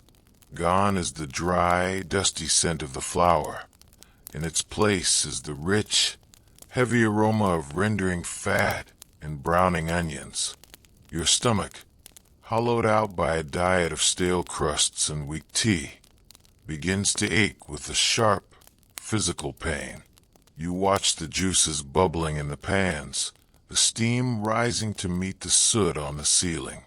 You realize that you are surrounded by food you can never eat, creating a feast for people who are only marginally less hungry than you are. It is a strange, shared misery, a community built on the foundation of an empty belly. The master is in the corner, cleaning the fancy tins with a rag that has seen better decades. He is unusually quiet today. Perhaps even he feels the weight of the Sunday obligation. He looks at the rows of trays in the oven, and then at the children waiting on the steps. "A penny for a roast," he mutters to himself, "and 4 pence for a loaf. The world is getting expensive, boy. Soon they'll be bringing us their boots to roast, just for the smell of the leather." He gives a dry, hacking laugh that turns into a coughing fit. You watch him, seeing the way his chest heaves. You wonder if he'll make it through another winter. If he goes, the bakery goes. And if the bakery goes, where do these children go? Where's the Sunday roast happen when the last oven in the slum goes cold? You feel a sudden, fierce protective instinct for the fire. You reach for the coal shovel and toss a few small nuggets into the grate, just to keep the embers glowing. You are the keeper of the flame, the one who ensures that, for 1 hour a week, the poor can pretend they have a kitchen. But the Sunday mercy has a darker side. As you move the trays, you see the quality of the meat. You see the carrion sold by the unscrupulous butchers at the Saturday night markets. Meat that is blue around the edges, or riddled with the white cysts of parasites. You see the shambles, scraps that should have been thrown to the dogs. You realize that your oven is not just cooking their dinner. It is often disguising their poison. The heat sears the meat. The smoke masks the scent of decay. And the hunger of the people does the rest. It is a cycle of desperation that you are intimately involved in, yet powerless to change. The baker's itch on your arms is screaming today.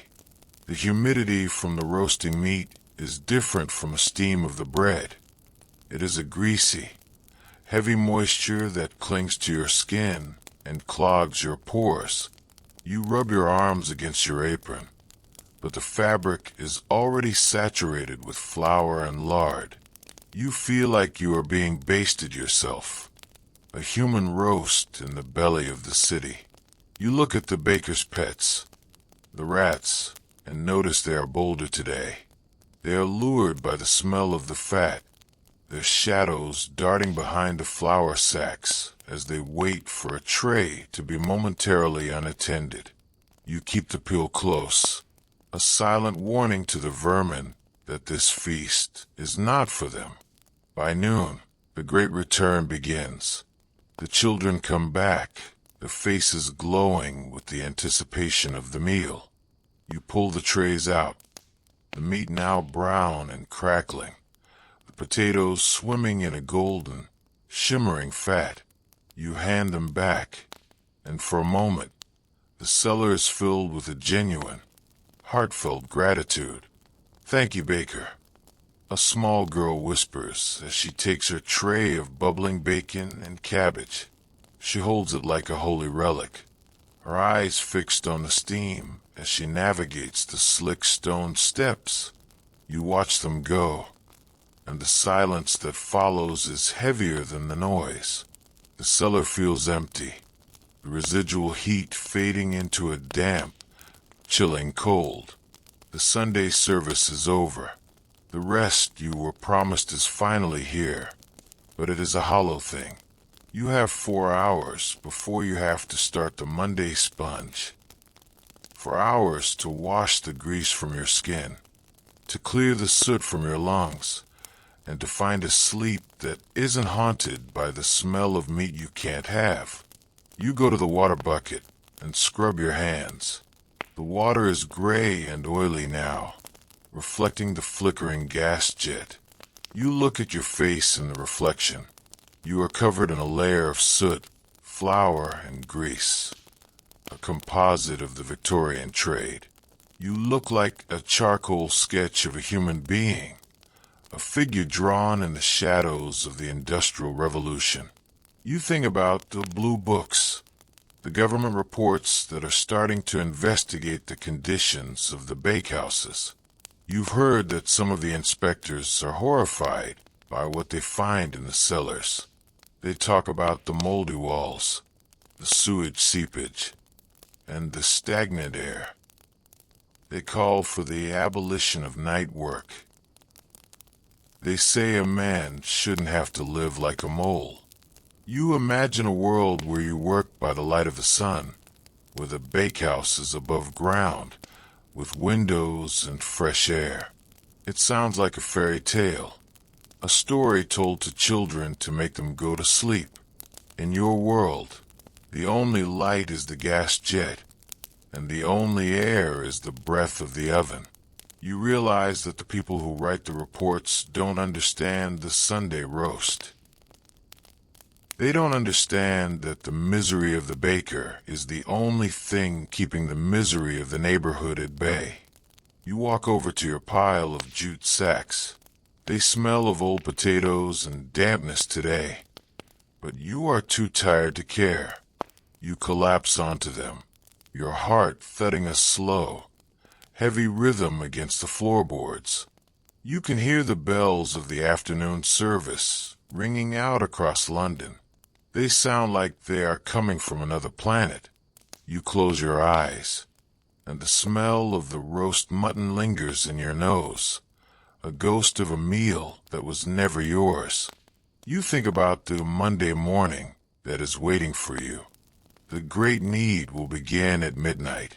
The alum will be mixed, the chalk will be measured, and the best whites will be born again from the darkness. The cycle is relentless. There's no Sabbath for the dough, and no salvation for the man who shapes it.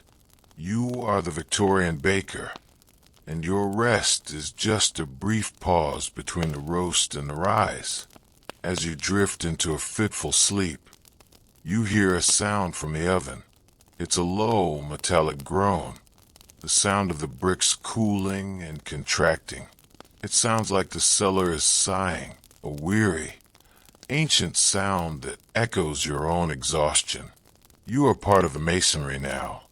You are part of the soot. You are the hidden ingredient in every loaf, the silent witness to every Sunday dinner. Sleep now, keeper of the flame. The neighborhood is full. The trays are gone, and for a few hours, the baker's itch is the only thing that knows you are still alive. The darkness is your blanket, and the soot is your shroud. Tomorrow, the sun will rise, but you won't see it. You will be in the trough, wrestling with the white beast, feeding the city that forgets you exists the moment the crust is broken. The bells continue to ring, but you no longer hear them. You are already back in the fields of your dreams, where the wheat is tall and the air is clear, and the only heat is the gentle, golden warmth of a sun that never sets. But even there, you are carrying a tray, waiting for a penny that never comes. The clock on the wall has lost its meaning. 11 strikes, 12 strikes. They are merely vibrations in the damp air, felt more in the marrow of your bones than heard with your ears. It is Monday night, the grim Monday of the trade, and the transition from the Sunday roast back to the midnight trough feels like a descent into a deeper, darker circle of the Victorian underworld. As you rise from your bed of sacks, your head spins with a sudden, violent vertigo. The gas jet above the kneading board is flickering, gasping for its own life as the pressure in the city pipes wavers. In the pulsing yellow light, the cellar seems to breathe. The walls move in and out. The shadows of the hanging scales dance like a man on a gallows. This is the gaslight delirium, the point where the mind, starved of sleep and oxygen, begins to weave its own reality from the soot and the steam. You approach the trough, but today, there's a new sound echoing down through the street-level grating. It isn't the familiar clatter of hooves or the cry of a night watchman. It is a low, distant, rhythmic thrumming, a mechanical heartbeat that seems to shake the very foundations of the bakery. You look at the master. He is standing by the oven, his hands trembling as he holds a scrap of newspaper. The thrumming is coming from a new, steam bakery, 3 streets over. It is a palace of iron and fire, where massive steel arms perform the work of 20 men, and where the ovens never cool. It represents the future, a future where the subterranean baker is an obsolete ghost, a relic of a pre-industrial age. They're selling their standard for 3 pence. The master whispers, his eyes fixed on the newspaper. 3 pence. How can a man with a cellar and a shovel compete with a boiler and a piston? They don't have the itch. They don't have the lung. They just have the steam.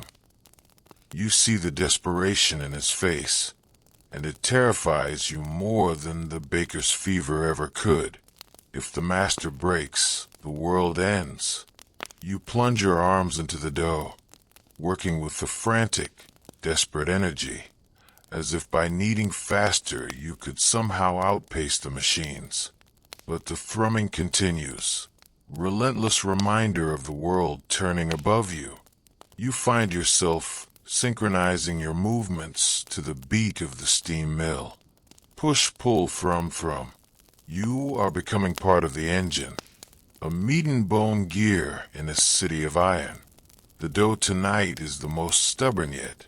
The master has bought sweepings, the lowest grade of flour, literally gathered from the floors of the mills. It is gray, gritty, and filled with the dust of the road. To make it passable, you have to use an unprecedented amount of alum. You pour the white crystals in, watching as they dissolve into the gray mass. You add more water to hide the dryness, more yeast to force a rise from the dead grain.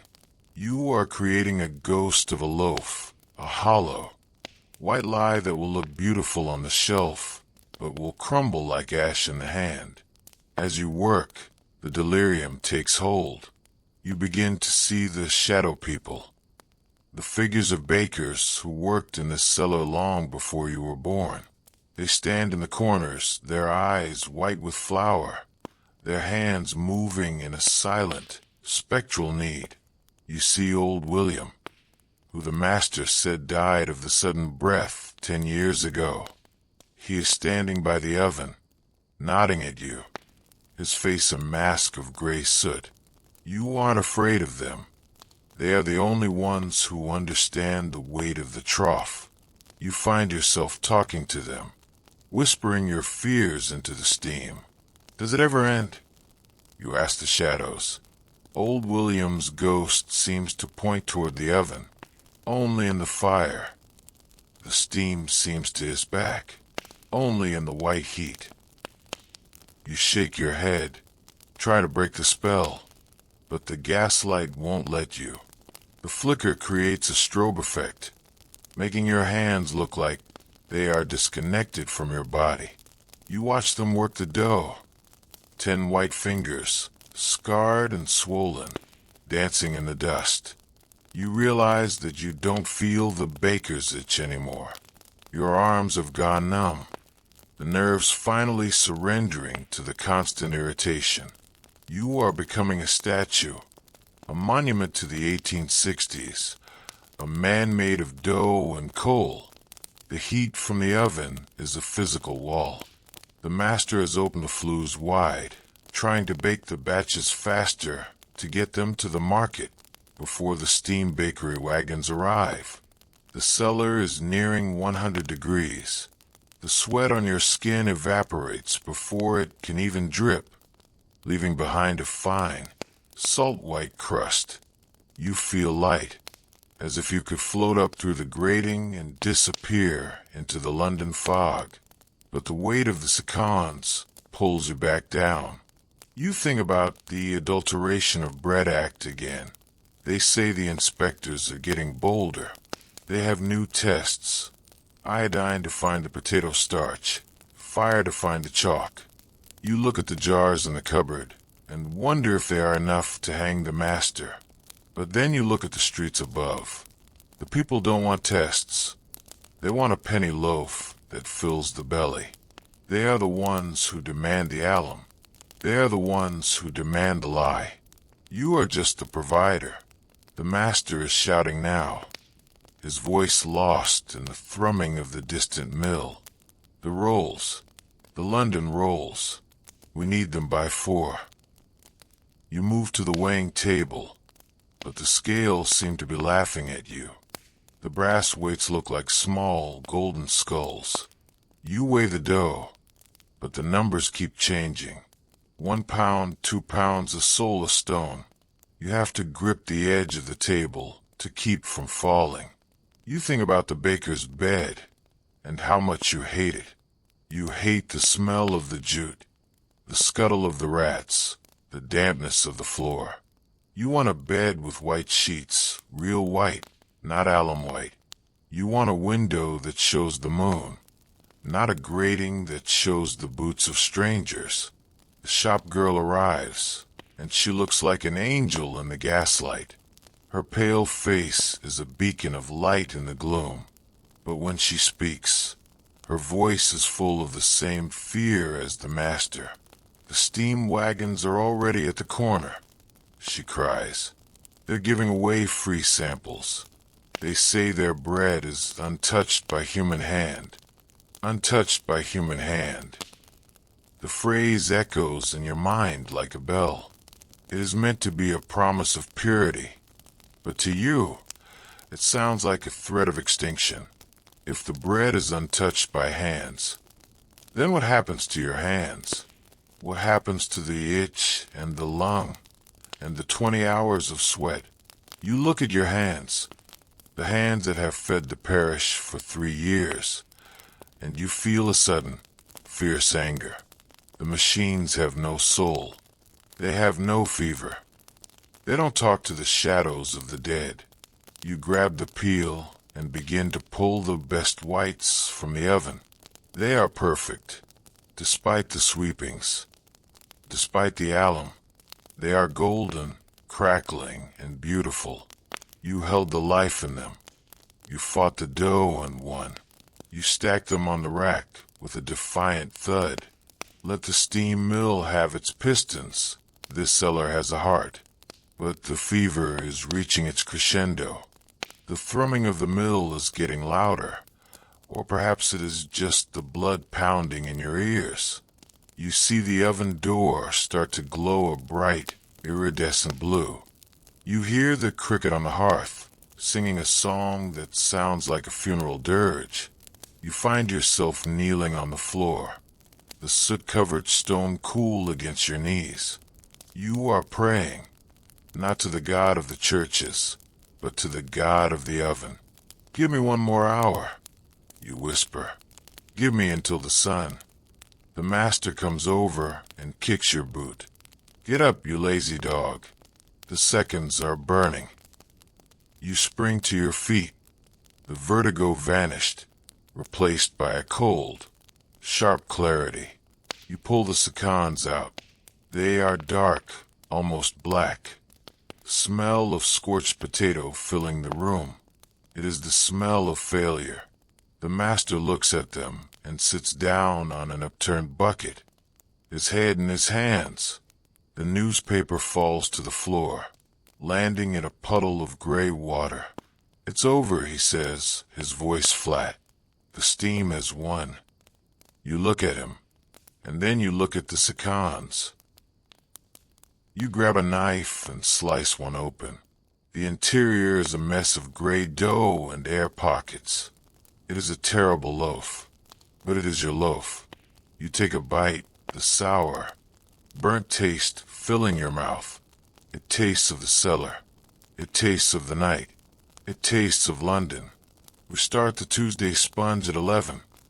You say, your voice sounding strangely strong. The master looks up, his eyes red-rimmed and watery. He looks at you, really looks at you. For the first time in years, he sees the itch on your arms, the lung in your chest, and the fever in your eyes. He sees that you are not just an apprentice. You are a baker. Aye, he says, standing up with a groan. At 11, and we'll use the seconds for the mash. We'll make 'em whiter than the steam mill ever could. The sun begins to rise, the first light of Tuesday morning hitting the bars of the grating. The thrumming of the mill fades as the city wakes up. The gaslight delirium recedes, leaving you tired, broken, but still standing. You walk to your sacks and lie down. You don't listen for the rats. You don't feel the mites. You just listen to the sound of your own breathing, the slow, rhythmic whistle of the dust. You think about the untouched by human hand bread. You wonder if the people who eat it will feel the lack of a soul. You wonder if they will miss the taste of the cellar.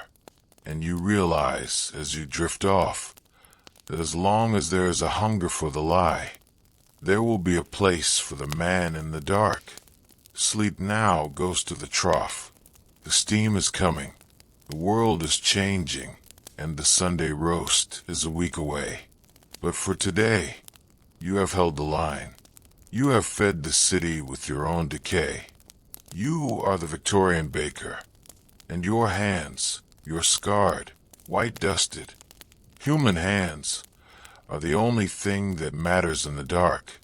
The oven is cooling, but the fire is still there, deep in the bricks, waiting for the bell, waiting for the 11 strokes, waiting for the return of the king of the dust.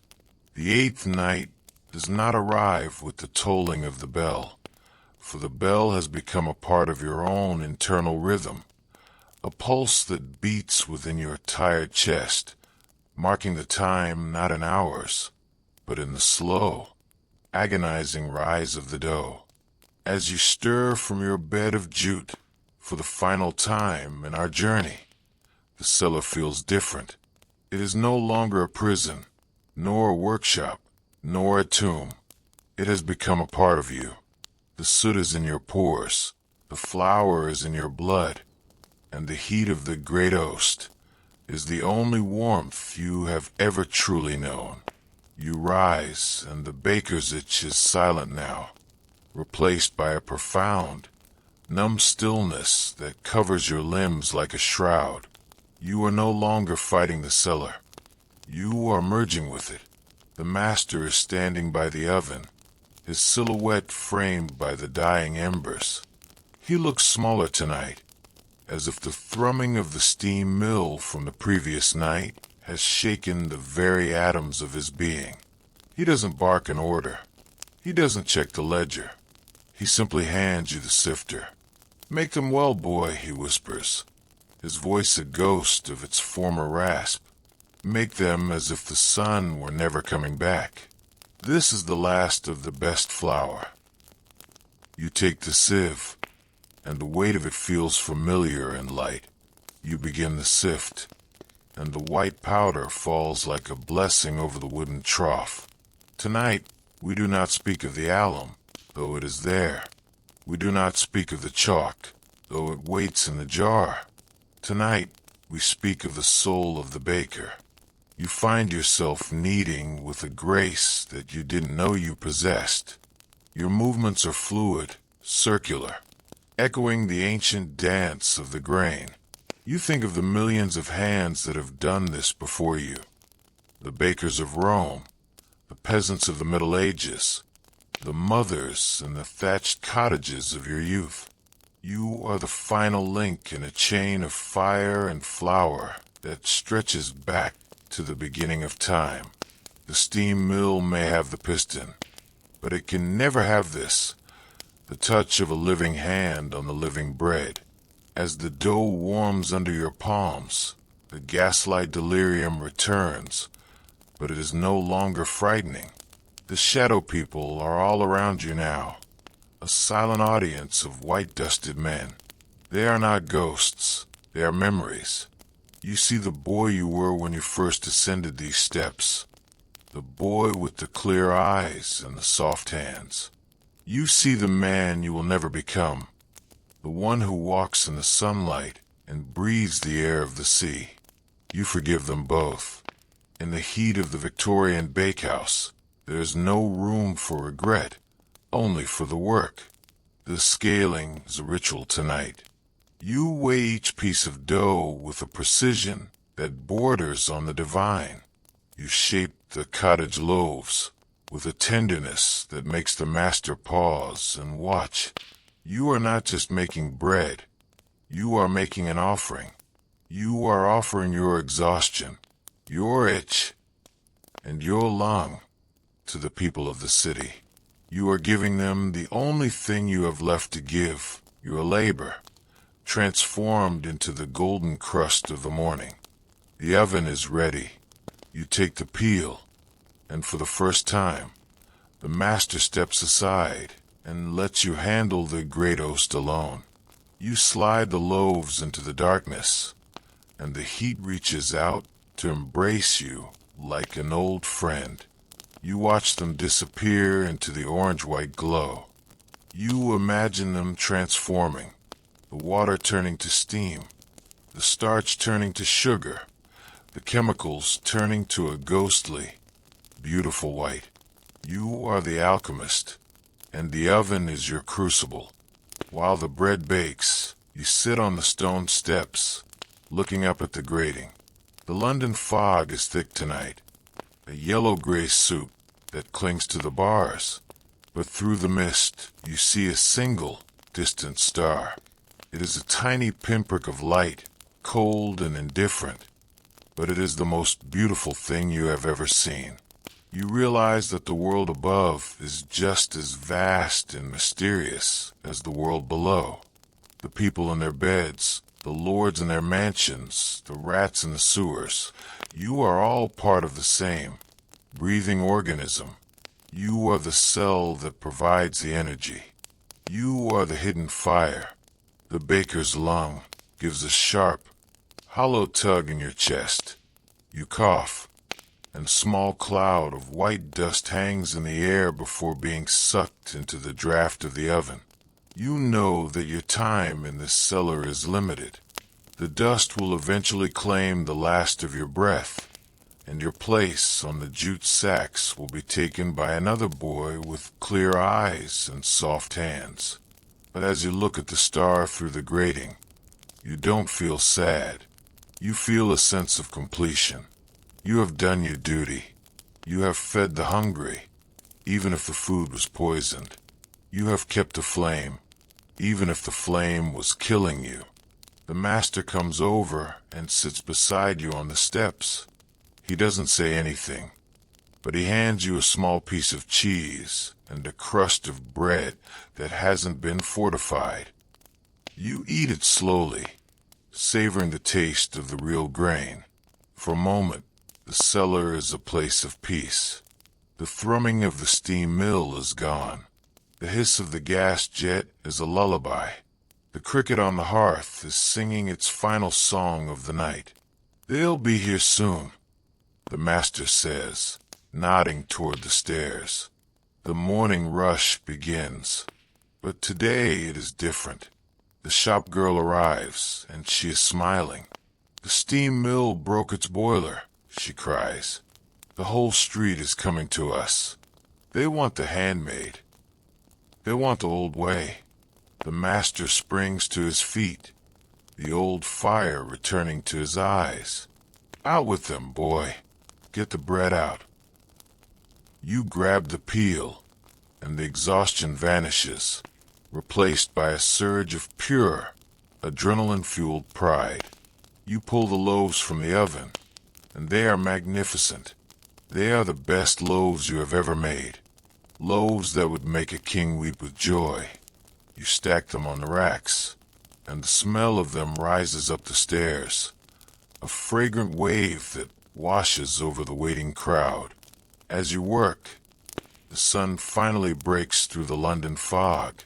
A beam of real, golden sunlight strikes the grating and travels down the wall, landing directly on your hands. You look at them. You're white-dusted, scarred, human hands, and they look like gold in the light. You realize that the untouched by human hand bread was a lie. Everything that matters is touched by human hands. Everything that sustains us is born from the sweat and the struggle of the people in the dark. The final batch of seconds is done. You bag them with a sense of reverence, knowing that they will be the best meal some child will eat all week. You watch the shop girl carry the baskets up, her face glowing with the excitement of the crowd. The master is at the top of the stairs, greeting the customers with a booming voice that sounds like the tolling of the bell. You are alone in the cellar now. The oven is cooling, the dough is gone, and the great task of the week is finished. You walk over to your pile of jute sacks and lie down, but you don't close your eyes immediately. You look at the star through the grating one last time. It is fading now, lost in the brightness of the morning. You listen to the sounds of the city, the horses, the shouts, the laughter. It is a beautiful sound, the sound of a world that is alive because of you. You think about the baker's itch on your arms. It is still there, but it doesn't hurt. It is a badge of honor, a mark of your belonging. You think about the baker's lung. It is still there, but it is a small price to pay for the privilege of the fire. You are the Victorian baker, and you have survived another week. You have held the line. You have fed the empire. As the darkness of sleep finally takes you, you hear a new sound. It isn't the bell, and it isn't the master. It is the sound of the wind blowing through the grating and into the cellar. It tastes of the sea and the fields and the future. You close your eyes, and the cellar dissolves. You are no longer in the dark. You are walking through a field of wheat that is as gold as the sunlight on your hands. There is no alum here. There is no soot. There is only the bread of life and the long, eternal morning. Sleep now, master of the crust. The city is full. The fire is banked, and the stars are watching over you. You have done enough. You have given your soul to the dough, and the dough has given you a place in the heart of the world. Rest, for the 11 strokes will come again. But for now, there is only the light. The Victorian age will pass. The steam mills will crumble. The cellars will be filled with concrete and forgotten. But the story of the man in the dark, the man with the white hands and the red-rimmed eyes, will live on as long as there is a crust of bread to be broken. You are the bread. You are the fire. You are the morning. Good night, baker. Your work is done. And so, our long journey through the soot-stained cellars and the flour-dusted nights of Victorian England finally comes to its end. We have walked with the baker, felt the oppressive heat of the oven, breathed the acrid dust, and wrestled with the stubborn, deceptive dough. We have seen the baker's itch bloom on his skin, tasted the alum secret in his bread, and listened to the ceaseless, rhythmic thwack of a life spent in the service of the morning crust. It is a story not often told, isn't it? This hidden history, played out in the dark foundations of an empire that prided itself on its grandeur and its progress.